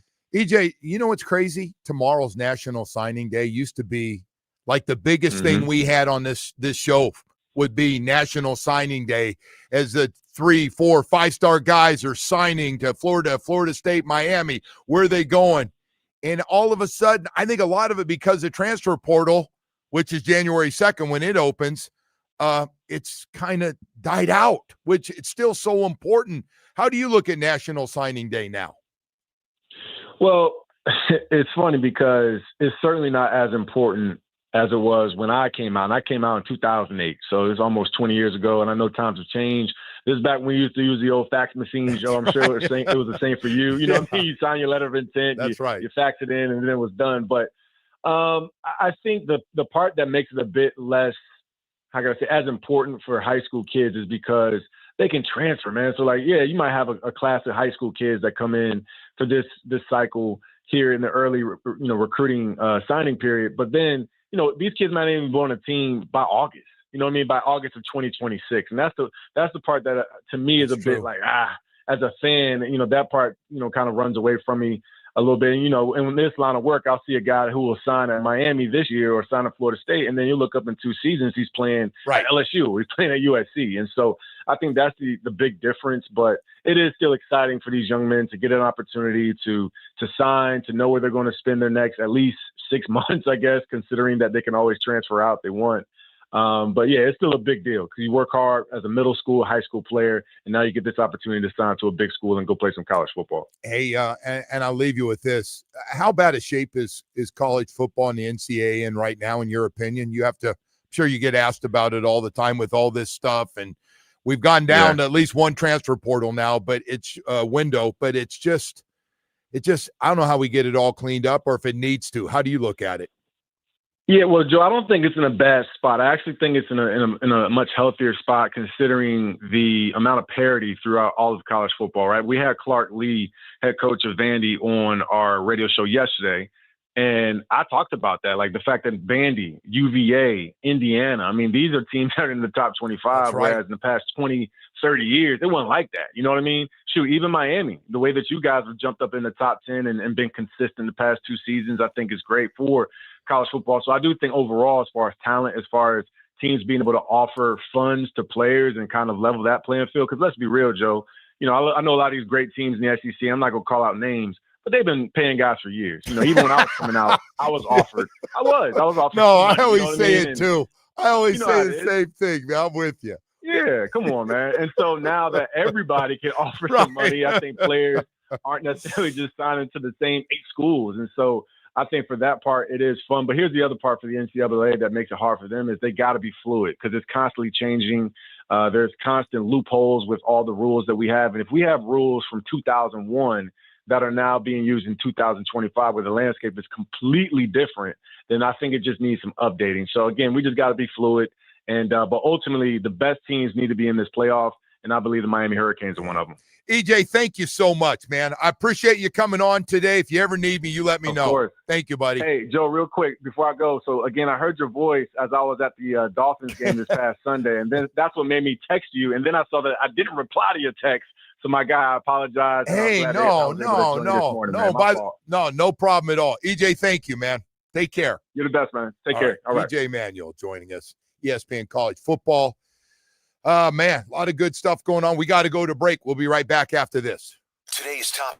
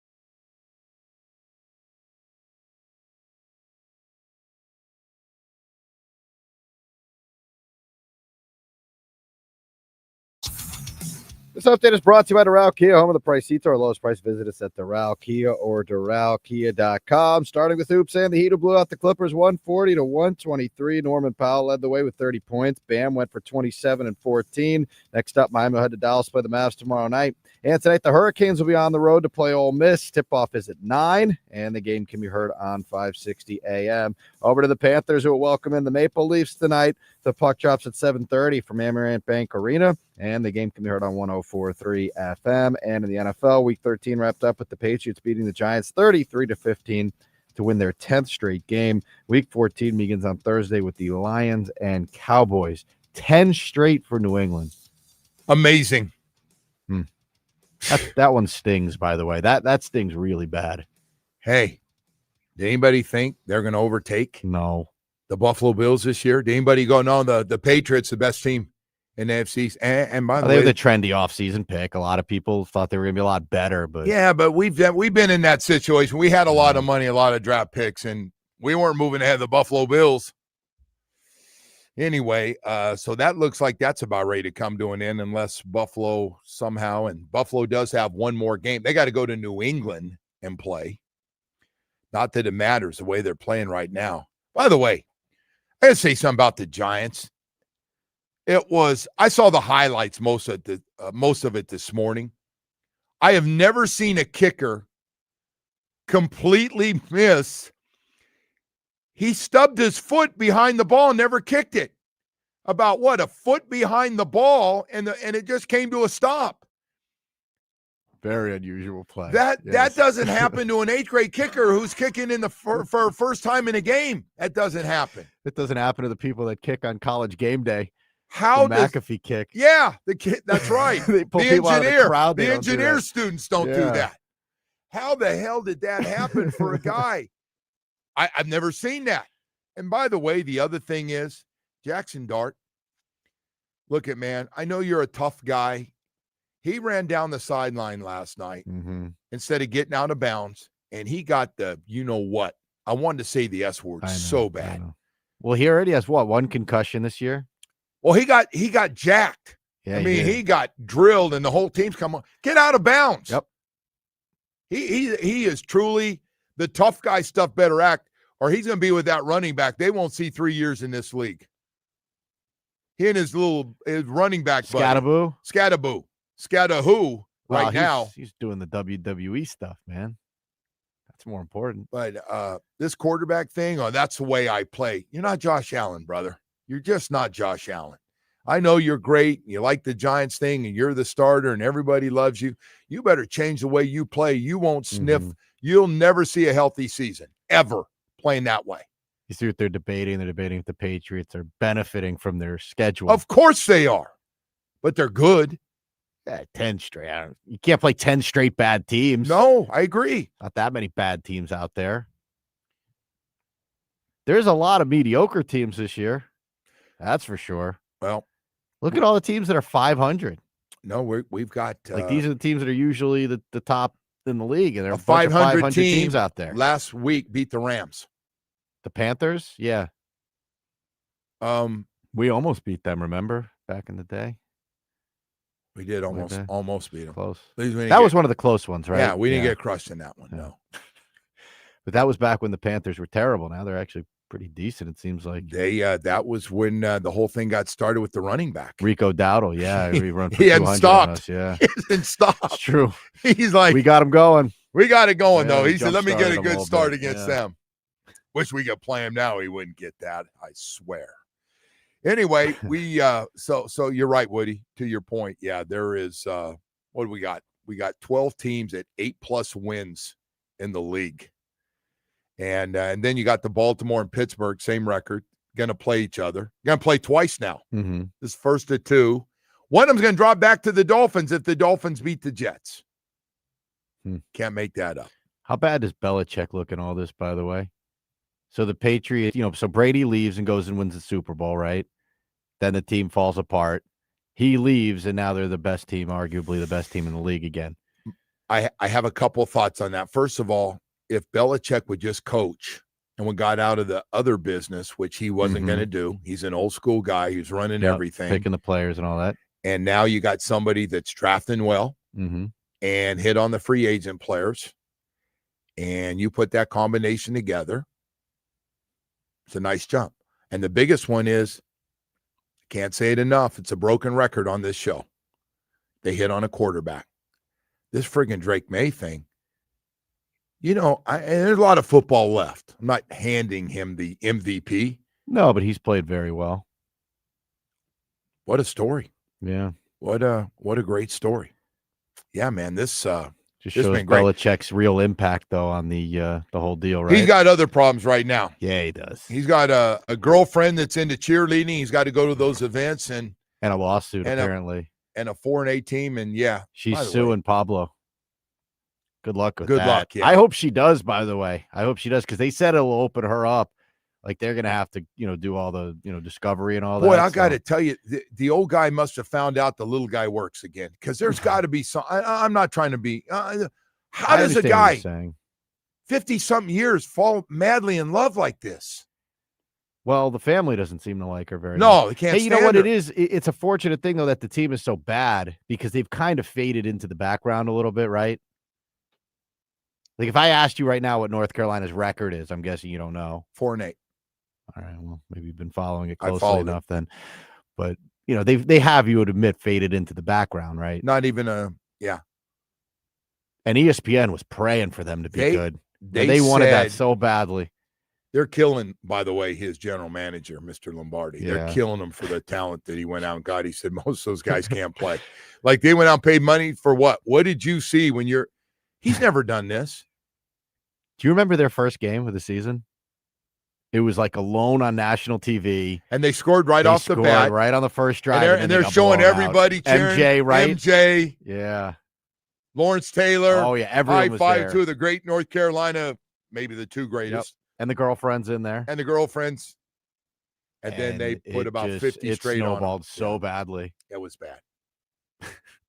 You can't make They that going to up. keep him around? Like, As long as he wants. Hmm. He said he's committed, so he's Sure. staying around. well, I guess he's got nothing else to do. The thing. What a bad hire. No, it's just What an insanely bad hire. here's a guy that's always focused and was. So I still remember Wes Welker and those guys. Like, if they did anything, they pulled a prank. I told the Christmas prank. They did the Christmas cards of the Dolphin players. No. The former New England players, there's 3 of them, Mhm. did a Christmas card to the Dolphin guys that they played with, they're good friends with, flipping Mhm. them off at Christmas and like, enjoy your time. Whatever the card Yeah. said, like, hey, enjoy your early Christmas. It was a shot, right? Okay. And Belichick went nuts on him. They got in all kinds of trouble because he was about Mhm. no drama, just straight do your job, stay focused. And now to see him with this woman, I guess she's driving that. Somebody had a picture of her new $100,000 Mercedes. Yeah. She's living large, man. Good for her.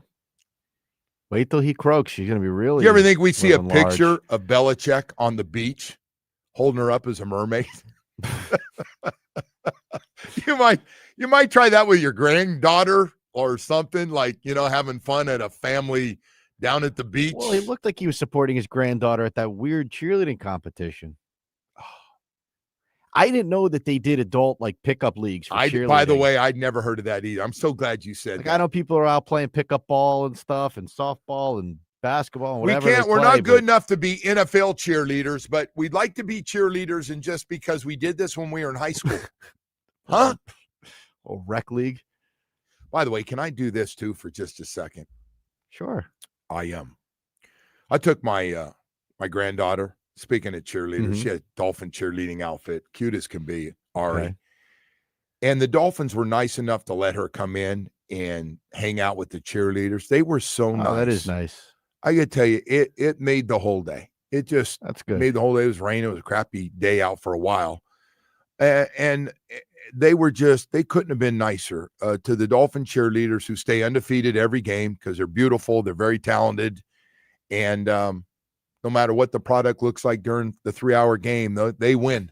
They win every time because they're really good at what they do. So anyway, I wanted That's nice. Yeah, it was great.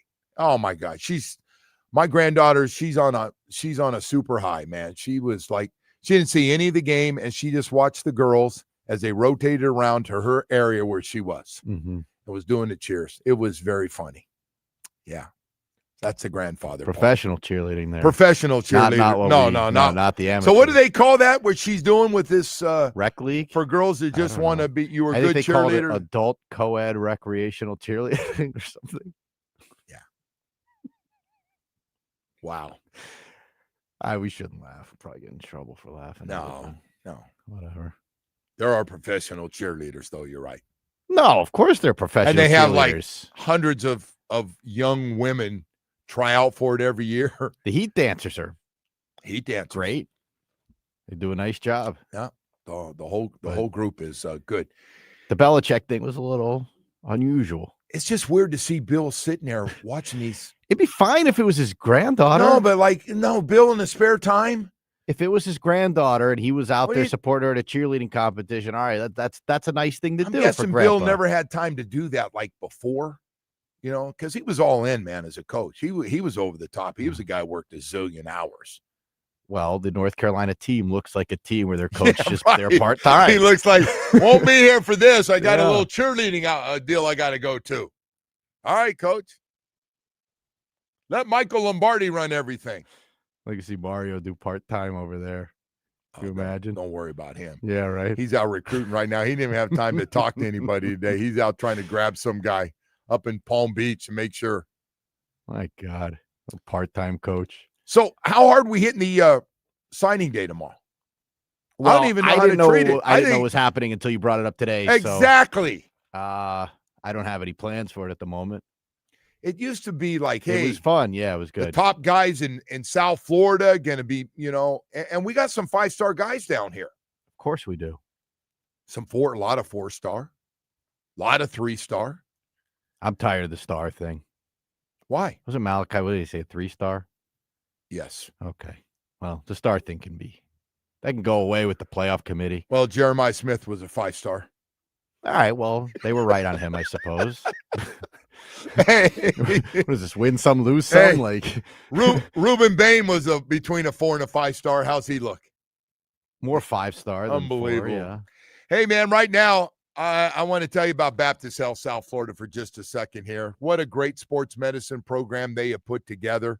One of the top 50 in the country. So good at what they do. Can't thank the doctors enough for taking care of me and Big Bo and Jimmy and the rest of us. But, hey, it's people ask me all the time, where do the pros go? I go, Inter Miami, the Heat, the Panthers, the Miami Dolphins, FIU, FAU, all trust Baptist Health South Florida and the sports program they have put together. And it's one of the top 50 in the country for a reason. They have the top specialists, knee, shoulder, foot and ankle, hand, back, hip and knee replacement, Achilles. And with that, they have some unbelievable facilities. Doctors Hospital in Coral Gables had a few operations down there. 595 in Pine Island in Plantation, Broward, so easy to get to. And Hard Rock Stadium right next to the training facility.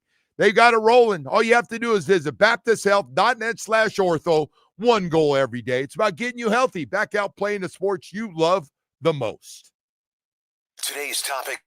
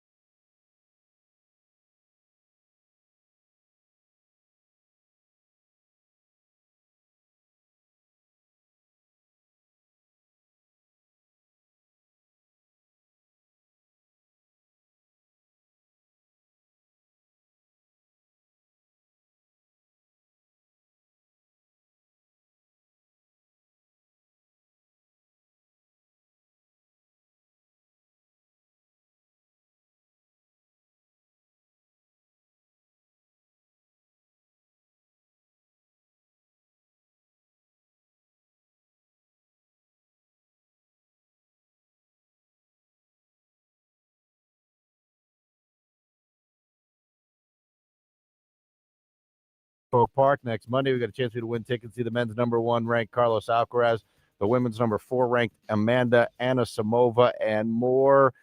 We are going to do caller number.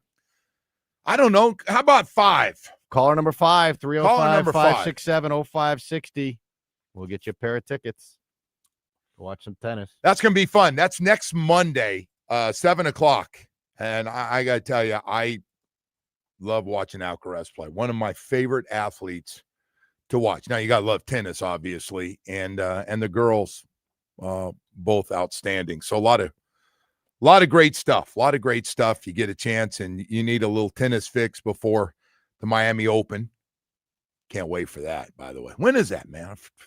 When is that, Chris? I think it's in March, no? I was just talking to my friend Chris, who runs the Miami Open. But yeah, that's fun. I think it's in March, though, isn't it? You know, Woody, I don't have to sit, by the way, in the main court. They go, "You want to sit?" I go, "No, I like You're to walk a side around." court guy. I'm a side court. Yep. You're like my uncle. You're a practice court guy. That's funny. Yeah. Yeah. The real tennis fans. I didn't say that. Well, you are. I didn't say that. What? Because a lot of people just want to watch the best players play. I don't blame them. Yeah, a lot of people want to sit on the stadium court. You like to go watch on the side courts. I do. You're a practice court guy. Nothing wrong with that. But you got to watch Tennis Channel to appreciate some of the other players and where they're from. And you do. Doing. That's all. You know. I don't want to get carried away.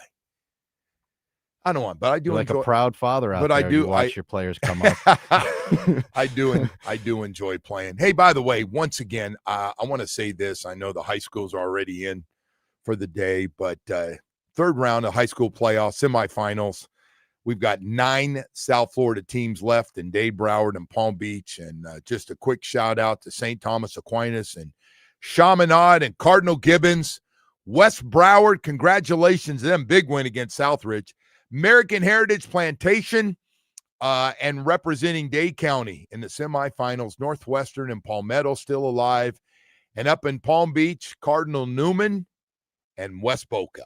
So no matter where you are, that's what. After all the high schools and all the games and the rainouts and play them later and upsets and tight ball games, we're down to 9 for a chance next week to go to the finals of the Florida High School Athletic Association. Good stuff. That's pretty cool with all the high school football and as big as it is down here to get to that situation. Hey, by the way, we haven't had a chance to really talk about this, but EJ Manuel, nice enough to come on and talk college football with us, and didn't beat around the bush. Woody, were you surprised? I mean, he was like, "This is stupid. This is a no-brainer. Miami should be in." They beat Notre Dame. That's it, period. Nothing else. Nothing else about eye test, eye candy, nothing else. There's nothing else to be said. And the teams they both played, they both beat, and in most cases, the Canes beat them by more points when they matched up with the same team. So anyway, we'll see tonight, man. We'll get it's not the final one, by the way.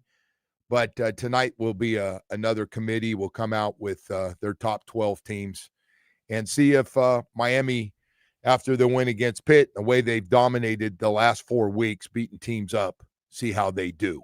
It'll just be another example why we need to get rid of this whole playoff committee thing. Yeah, Woody, I don't. Plug it all into a computer, let it spit out the results, and let's be done. Let it spit out the results. Tired of a group of people sitting in a room who I can't imagine they watched every game, Joe.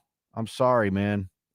But if you're on that committee, there are people that vote in the 8 people that have admitted that they don't watch the games. I agree. And hey, that's a good point. When they find out, because we've had coaches come on and said, told my assistant to go ahead and put what they want. How many teams are fighting for playoff spots now? Realistically, what are there, 10 teams that they're looking at? I mean, you telling me they watch 40 hours of games? I only think there's a couple of spots open.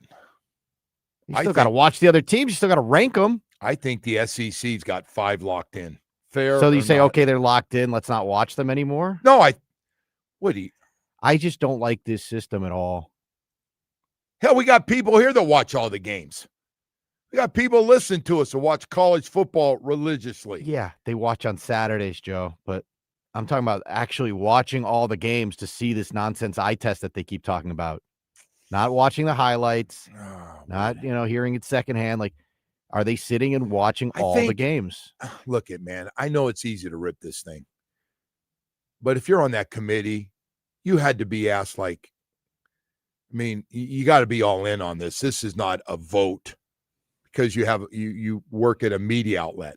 Come on.